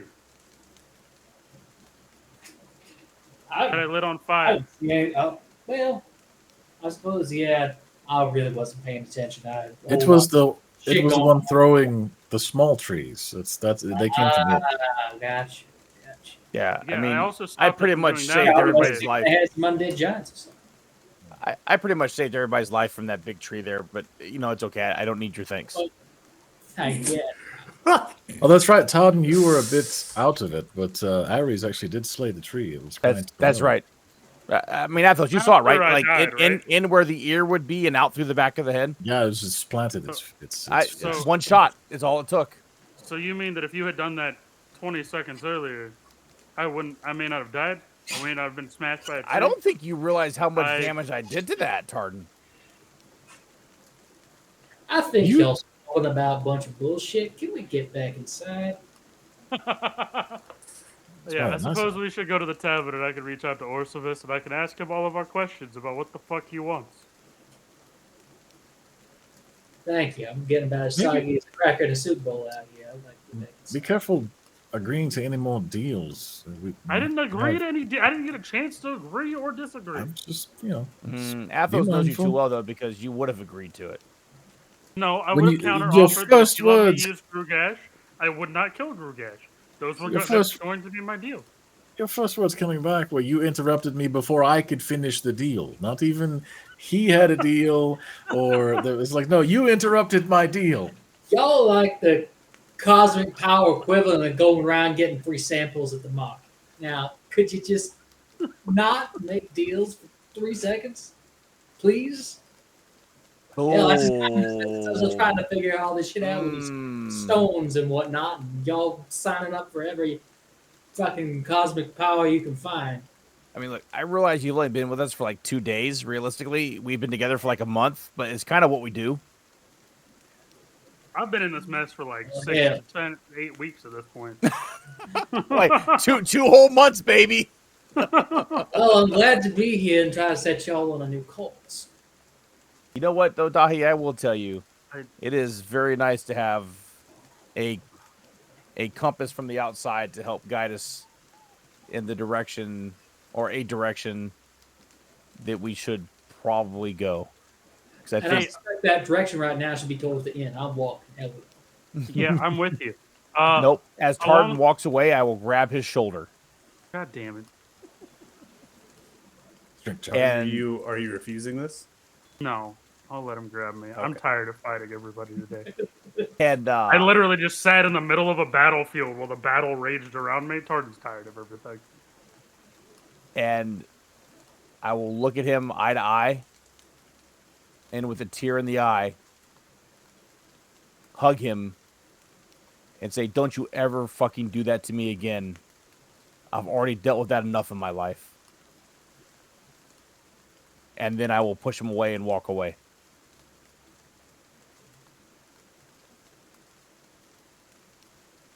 The fuck? Okay. Man, the dog turned his back on y'all. Didn't set him out.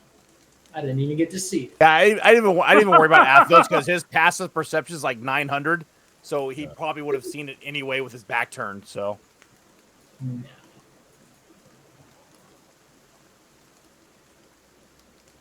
Wow. Okay. So with that, everyone is proceeding to the tavern. Is that what I'm hearing? That is Correct. the plan. Sounds about right. Okay. Stupid bat. I'm so over this bat. It was so close to death. That's It I- really I- was. I had hit I it with want to know so how many- close it was, like how much it couldn't have had much left. Oh, dude. Yeah, it was very close. The fact that you all didn't take it out was very sad. I was really hoping that the coup de grace was going to be one of the guards on the fucking thing accidentally hitting randomly it hitting and it. just Yeah. fucking killing it. But then it occurred to me they don't have magical weapons. Yeah, so it wouldn't have mattered. And then like all rolled ones Should anyway. have saved my action surge. They wouldn't have been able to do anything to that bat. Fortunately. I was torn. I yelled at you specifically to shoot the bat because it was only going to be visible for like that split second. But you probably could have killed the other one. But I think to kill the other one though, I would have had to take off sharpshooter, and then I'm not sure if my damage would have been enough. that's fair. But I mean, I did hit the bat pretty well. I mean, I think I did 40 something, almost Yeah, 50 it- something points of damage. It had to be limping away with like 2 Yeah. HP Yeah, or but something. between that and I think it got caught in both of my synaptic statics. I didn't Yeah. realize how many you rolled Yeah. the last one, and I was like, oh, I did catch the bat. Okay. You did. Yeah, you caught the bat pretty much the entire time. It's so funny being able to see it and not actually actively communicate to you where it is because it was like right next to you. Like, there's a bat. It's right there. Man, yeah, because I had no idea other than the bat that was by the ballista over there. Had no idea there was a bat flying around. You know. That was the bat. That was the only bat. No, I guess I should say when it left that area where I could see it It kept and it came disappearing, toward yeah. me and then towards you guys, obviously had no idea. Where was that? Yeah, yeah. Otherwise, I would have kept on shooting it. So.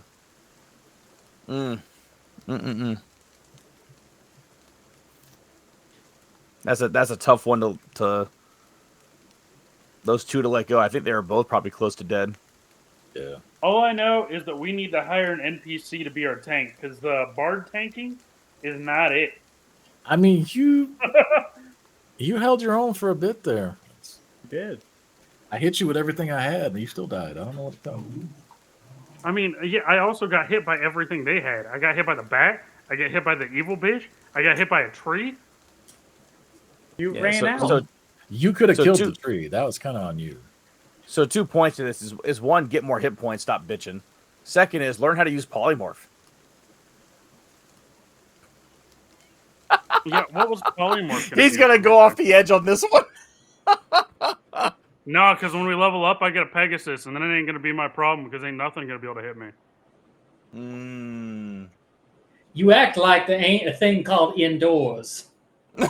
I don't know if you met Tartan, but Tartan ain't gonna. You telling me He I have to give assumes- him a Pegasus? Nah. I assume Pegasi exist in this world.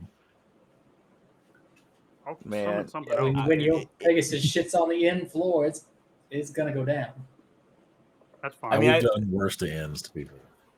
I think that is the biggest detriment in this group right now, though. Just with what we have is, we have 2 range guys.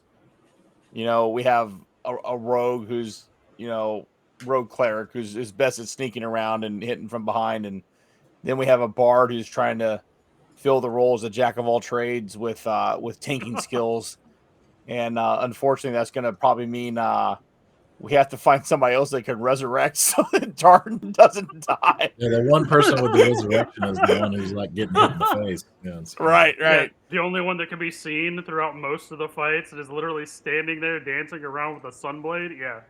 Right. I mean, I I guess went there's into that I guess fight there's with- one other way to do it, but I would have to take another fighting style. You I can mean- swap it when you level up, right? I don't You know. swap it when you take an ASI. So when you take a feat or boost your ability scores. You can swap Oh, it. but you just took one in Rogue, so you wouldn't get You to could level just- 10 one. You can just Legolas people, man. Just beat them with the bow, man. It's fine. Just beat him with a bow. You know how Stab him with an unrealistic arrow. that is? Like, to watch that, it would be like one of the concepts in Lord of the Rings of bashing with the bow is so unrealistic. Like, no way. It's a magic With this- elven bow. But I'm saying, but there's no way with this expert archer, Just like, people with his bow. bash their pristine instrument of war into metal armor. Like, that's It's like ridiculous. it's high fantasy version of gun fu, is what it is. Mhm. It's just- Well, more than anything, Like a they pistol wouldn't let whip. they It's wouldn't not let about those that people bow get being- close enough. Yeah, but I'm saying it's not about the bow being indestructible though. It's about like the fact of the matter of like I mean, when you pull that bow, I mean, it's not going to be the same bow again like, you to just been fire. beating it against things. Yeah. Yeah, like when you're beating it against things. So no matter like how magical, it's an indestructible bow. I mean, maybe then you could make the argument being like it's indestructible. I could bash it against anything I want, but then you're I mean, just that's you're D&D just- that's rules. just Oh, it's bad. That's magic just bad unless you- writing though. Yeah.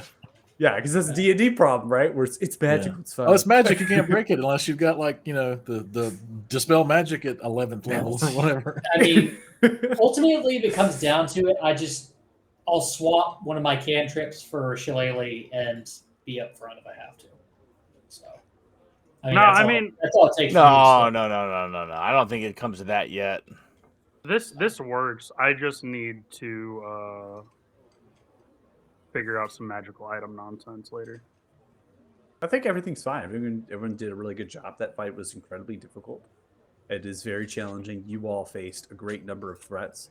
You have high magical items and as well as optimization from characters here. So I think that what you did was pretty extraordinary in terms of the damage you were dealing and putting out.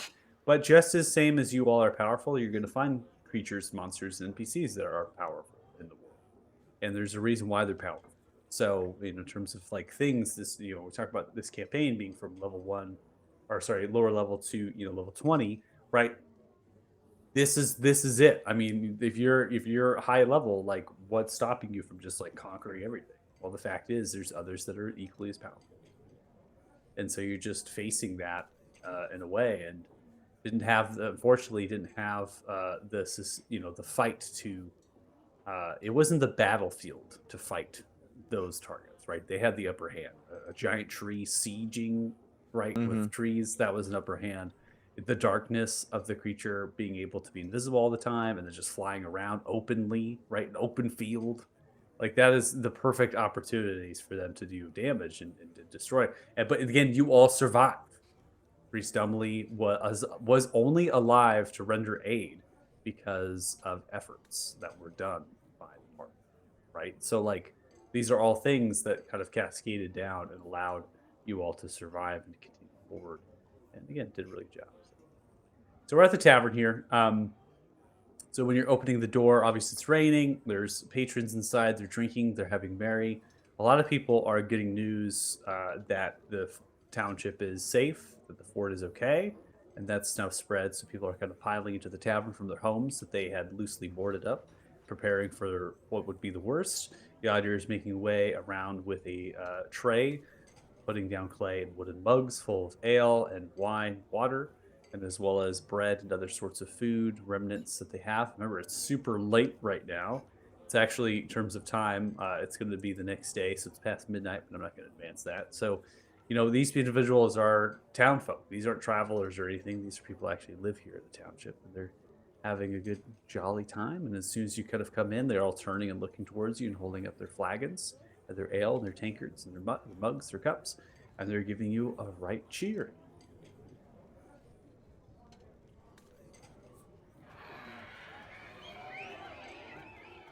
Ares is just going to go straight to the kind of table we've been sitting at the whole time.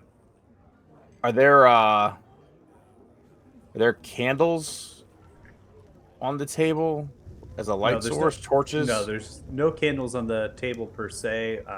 There is little lanterns that can be lit if you want, and then there are torches that are put in sconces upon the bark covered with pillars. Down. Within reach. Yeah. So I will go. I assume that's one right here. I will go over to one of these and hold the flask that I acquired. Won't say how. To the torch, remembering that the Requisition. individual requisition, yes, repurposed. Remembering that he said that flame makes it taste better or something along those lines. I'll heat it up for a little bit and then take a huge swig while Right, I'm so waiting on ale to be delivered. So you heat it up, and not only is it having some effect beyond what was saying, but also you could feel the volume of the container also filling. So this thing is like filling endlessly, right? So you kind of take it off the heat, feeling quite warm. You then take a swig of it. It's like a nice spiced whiskey as it comes through. It has a burning sensation that keeps you very much internally at warmth. Perhaps this would be good in like colder climates or just in the nighttime. And it has a little bit of a buzz, but it's not anything. I'm gonna keep on drinking that until we get ale delivered to the table at this point. With the way Ares Yaddir, feels. so Yaddir sees you, makes quick work after the tray is handed off.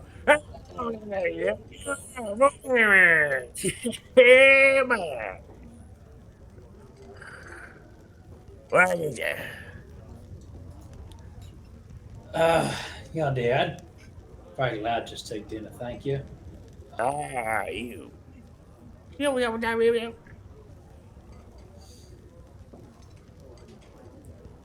What do you got this evening? I'm gonna guess pig. Pork pie. Get something else. Pie be fine, thank you. Yeah, spice in that rum. You give him rum on it? I'll be having a bit of beer, and I'll hold up my alchemy jug. Just have my own. There's a corkage fee or something, it's appropriate. We are great. Yeah, you try to cook it. Just get my hand chopped. yeah, I'm not gonna speak for the rest of we got here, but just keep the ale coming for me. Hell, come. Ain't you drinking something? Just water for me. You got your own. You drinking something? You want to eat? You want a while? What will you? Dealer's choice. I think you're wearing you cookies. Gets to walk towards the kitchen. Disappearing, going through the cellar. Tartan. Water? After I what mean- you've been through? Are you kidding me? I'm going to go upstairs and talk to a deity after this. What? Should probably be sober for that. Yeah. Are you I was, kidding me? You're going to do that tonight? yes.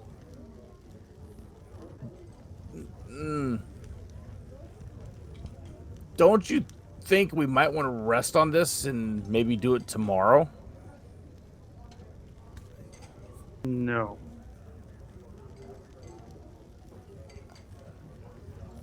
I have to resurrect people tomorrow. All right, you go. What do we got here? Got a bottle of wine. They stare at you. They grab it with their teeth. That's expertly done. Yeah, we get to play into a large like clay mug. Hands it to you. Sets the bottle down. Spits out the cork. Yeah. Looks towards you, Ares. As a cask that they wheeled toward, throwing the cask down on the table. Take a spigot, mount, bam, tapping it. reaching over the opposite table, grabbing a tankard, pouring your contents out, they begin to fill it from the spigot, set it down from you. See the customer. Hey, Get you one. yeah. Runs back, grabs a pie, sets it down with a fork. That's a bread. I'm gonna sell myself this anyway. Reaches in to their drawers, pulls out a burlap sack filled with something inside, sets it out on the table. Here's for me. Special need. Yeah. Enjoy. Anything else for you? No, I think we're quite good for the evening. It's been quite a night. Yeah, everything on out. Don't worry about it. You won't wear no pay no more. Hear that? Everybody wear no pay no more. It's quite generous. You can walk back by the pocket. Bleeding bugs. Is anyone else concerned about what might be in that sack? Yeah, I don't think we should touch that. At least he didn't light it on fire. True. I'm more concerned that we're rushing into this tonight.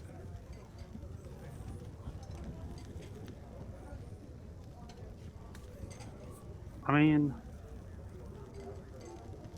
better to do it while the connection's still open, or as close to open as possible, despite. Have you not learned anything from all the deities, all the powerful people that we've dealt with, that they take advantage of you, Tardan? And they I have want you at learned- your most vulnerable. I have learned two things. First, we don't know jack shit.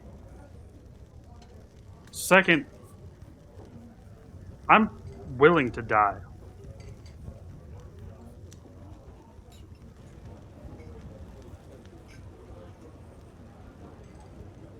But what? What?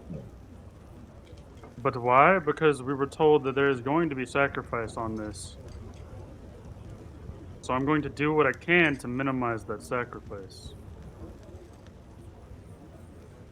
I didn't know that. But alright. Sorry. Yes. New person, skip that. Yes. There seems to be a lot of shit I'm still missing. It's been a very busy few weeks. I mean, to be honest, you definitely got the Cliff Notes version of everything. But Tardan, I think I'm safe in saying right now, you and I are the only two that have passed through this world and gone somewhere else on this adventure right now. And I'm telling you, and you may not realize it right now, but when you come back, you're different. There is something different about you. And I'm not saying you specifically, but anybody that goes through that journey. There's He's just bold at the something moment. different. I still think this hair will go back tomorrow. Maybe not tomorrow. Maybe this week. You Your should- hair, you should shave Tartan, it. What? No, I want my silver shiny hair back. just it's You gone give for me a while. minute, I'll whip up some. You could get some tattoos. Be fierce. If you're going to be the tank, you should look fierce. That's a good point, Athos. Maybe like some ram's horns. Yeah, I like where your head's at. Yes, something striking. Dragonborn turns But still- around, but still pushing fetching. a flagon. My name's Tank. How unfortunate. And what is it you actually do? Here's the Fort Farron. Oh, nice How work. unfortunate. The heroes of what? Fort Farron. Who's the heroes of Fort Farron? You all are. Oh, god damn it. It's happening again, is it not?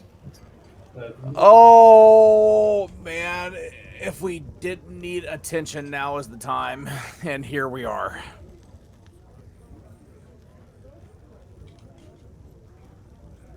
You This know, is bad news. Could I join you? sure, Tank. Come on over. Why not? Oh, wow, that's awesome. Thanks. I really appreciate it. Takes the name. Lumberjacking's the game. Cheers, y'all. Cheers. Did you fight tonight, True. Tank? No, I didn't. Oh, he's a lumberjack. Did you know he fights Lumberjack. trees? Actually, that would have been quite useful a few minutes ago. I'm- There was a Absolutely. giant fucking Let's put- tree. Let's put Small two and two timber? together here. Like, we could have used a lumberjack. No, not small. 200 Very feet. large. Yeah. A Under. large timber. So Large tree. And it walked and it threw other trees.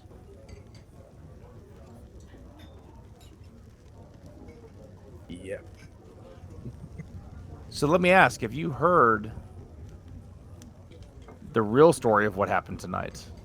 I've only heard that there are a few individuals that defended the wall, and quite well. They weren't part of Fort Farron soldiers or the Talthars by any means.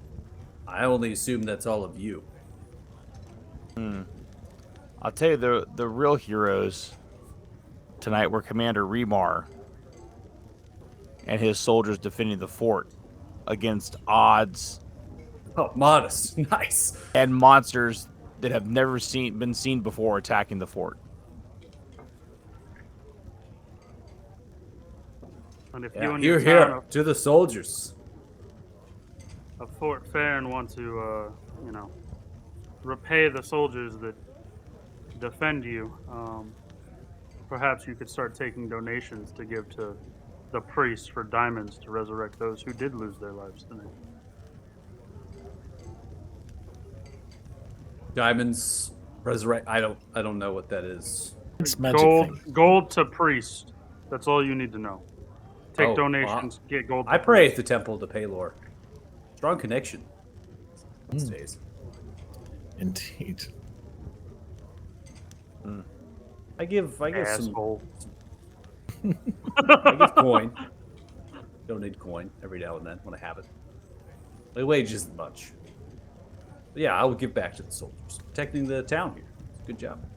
Are you a soldier too, or are you... Spread the word about giving back to the town. These are the people that keep you safe so you can do your job.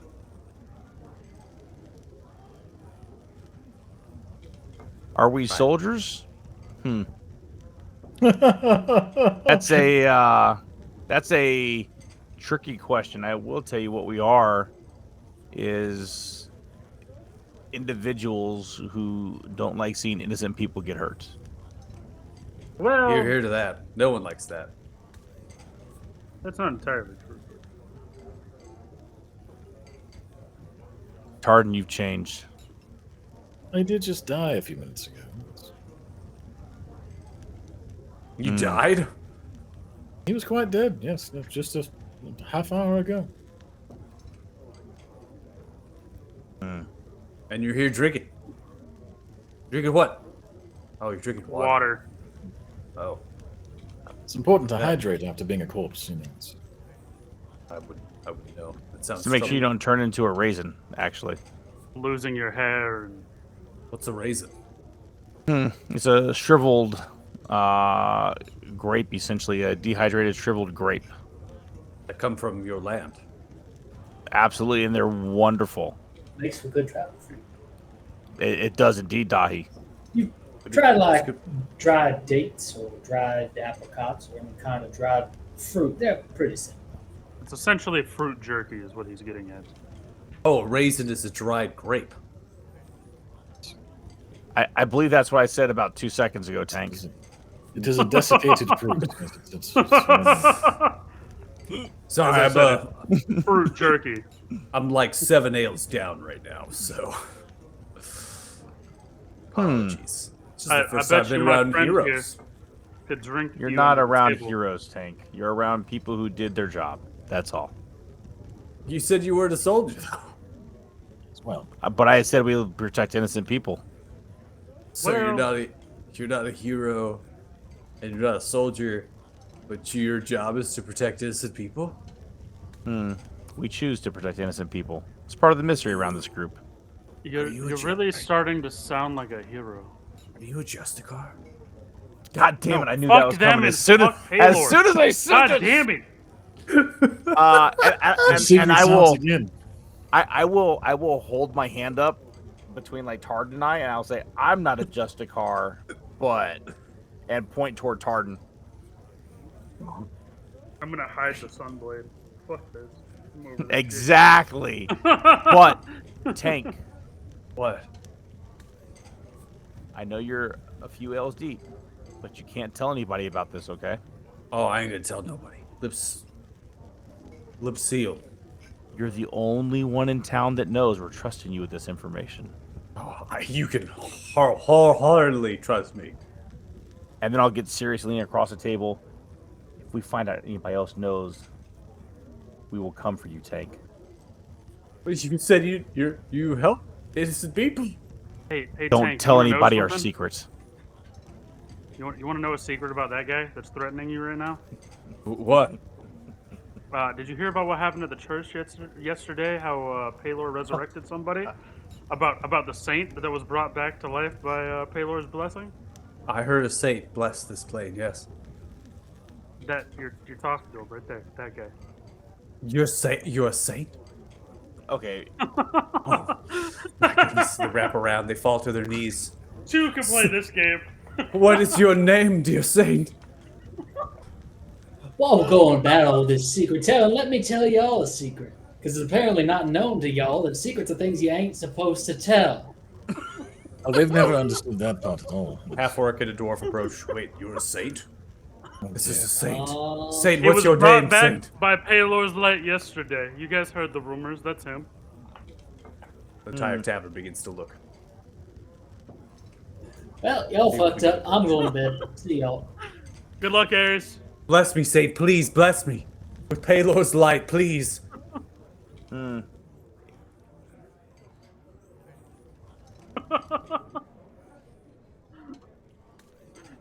Maybe we can do approach. Yes, I'm just going to this way.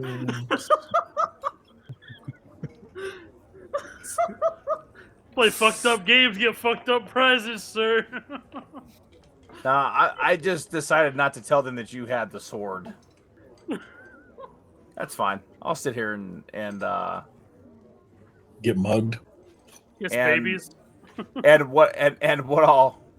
what I'll do before I get surrounded here is I will use my oh man, where is it? Blessing of the ancient one. Where did it go? This man's about to just walk through the wall. Yep. What Where- happens if you split a where person is open that? from dead? Do they come back whole, or is it? Oh, gift of the it old is one. Gift of the old There we go. So what I'll do before I get surrounded is Oh, I will take. I will. power. I Oh, will just. Oh, I can't do it. The game won't let me. But I will walk through the wall and just disappear. go through the wall. And as I'm doing it, I will say the name is Tardan. Tardan Salingale. Oh, And disappear. Tardan, Saint Tardan the Salingale, Saint Tardan of Salingale. You heard it here. We are blessed by a saint. Oh, saint! Oh, the power is blinding me. All right, with that, we're gonna go into the session. I am so sorry for what we got you into, David. Welcome to the group. It's all good. It's all good. I hope you're having fun with the stupidity that happens in this group. Absolutely not. I'm rolling with it. It's just that my boy We go Dahi from- here, he's going to be sassy about it. I'm loving it. Hey, that's fine. You can be sassy all you want, fit right in. I just love how all the tokens were like stacked surrounding you. That was awesome. All right, so we are at the end of our session. We went long, obviously. Make sure you all had plenty of time for the 4 hours. Make sure you had enough time, courtesy of the server and the modules dying, killing themselves. But we had gone through the siege of Fort Farron, and we have come out relatively unscathed. Right? We are okay. We are more knowledgeable than before about what lies perhaps in the marshes and we are understanding more of the complexities underlying some of the things that are involved. So now that you all are at the tavern and enjoying the food and drink provided by Yoder, free of charge for being heroes, the word spreads quick in the township that adventurers had showed up onto the front line and helped aid. And those soldiers probably spread it word of mouth, and that came relatively quickly in news that everything was okay, courtesy of those who helped. So we have experience points to reward. I have some calculations I need to make, so it's going to take me a little bit. More than welcome to freely out of character talk about yourselves. Talk to yourselves out of character while I calculated that out, and we'll see where we're at. Now, experience Should be points for something this. around like 21,000 experience points, I think. There's Experience no way. points for this is slightly different than usual because you actually have certain experience points that are reduced for the amount of soldiers that are killed. So you're actually getting your experience points reduced in terms of those who don't survive and things. However, at the end of the day, you had 2 Mangonels that were relatively fully functioning for most of the fight, then only one, right?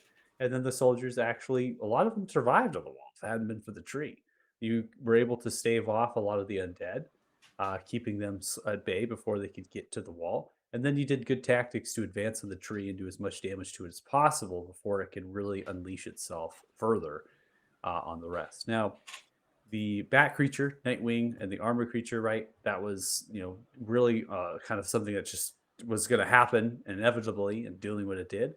And you're able to focus its attention away from populace, so like the actual soldiers. It had one attempt on the Magadel and was able to subdue it and damage. But most of its abilities were spent on the battlefield rather than the wall itself, where the soldiers had conquered. All right. Give me 1 second. And yeah. So what I'm hearing is we get bonus XP next session for when we resurrect all these fallen soldiers. Mhm. I'm keeping that into account that you're going to be doing that. So just Okay.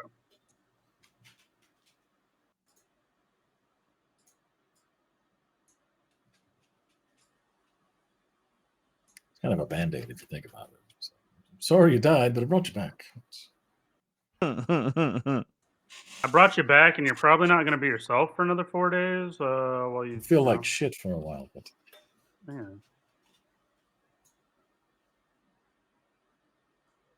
I mean, I guess it's better than the alternative of not coming back. I suppose it depends on where they ended up. That's fair. But the soul has to be willing, so they don't have to come back.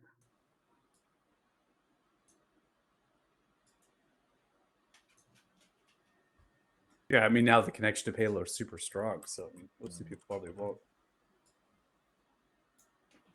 Light bless me, my child. Fucking Paylor. What have we done? Will ruin everything. Like, dude.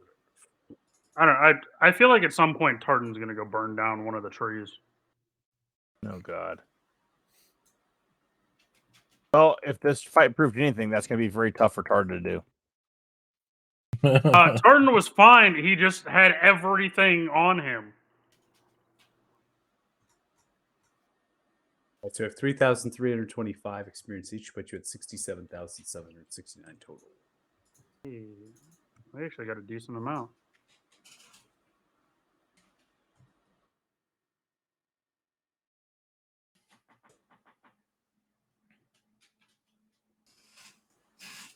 Though I do need to find a way to be a little bit tankier than I am.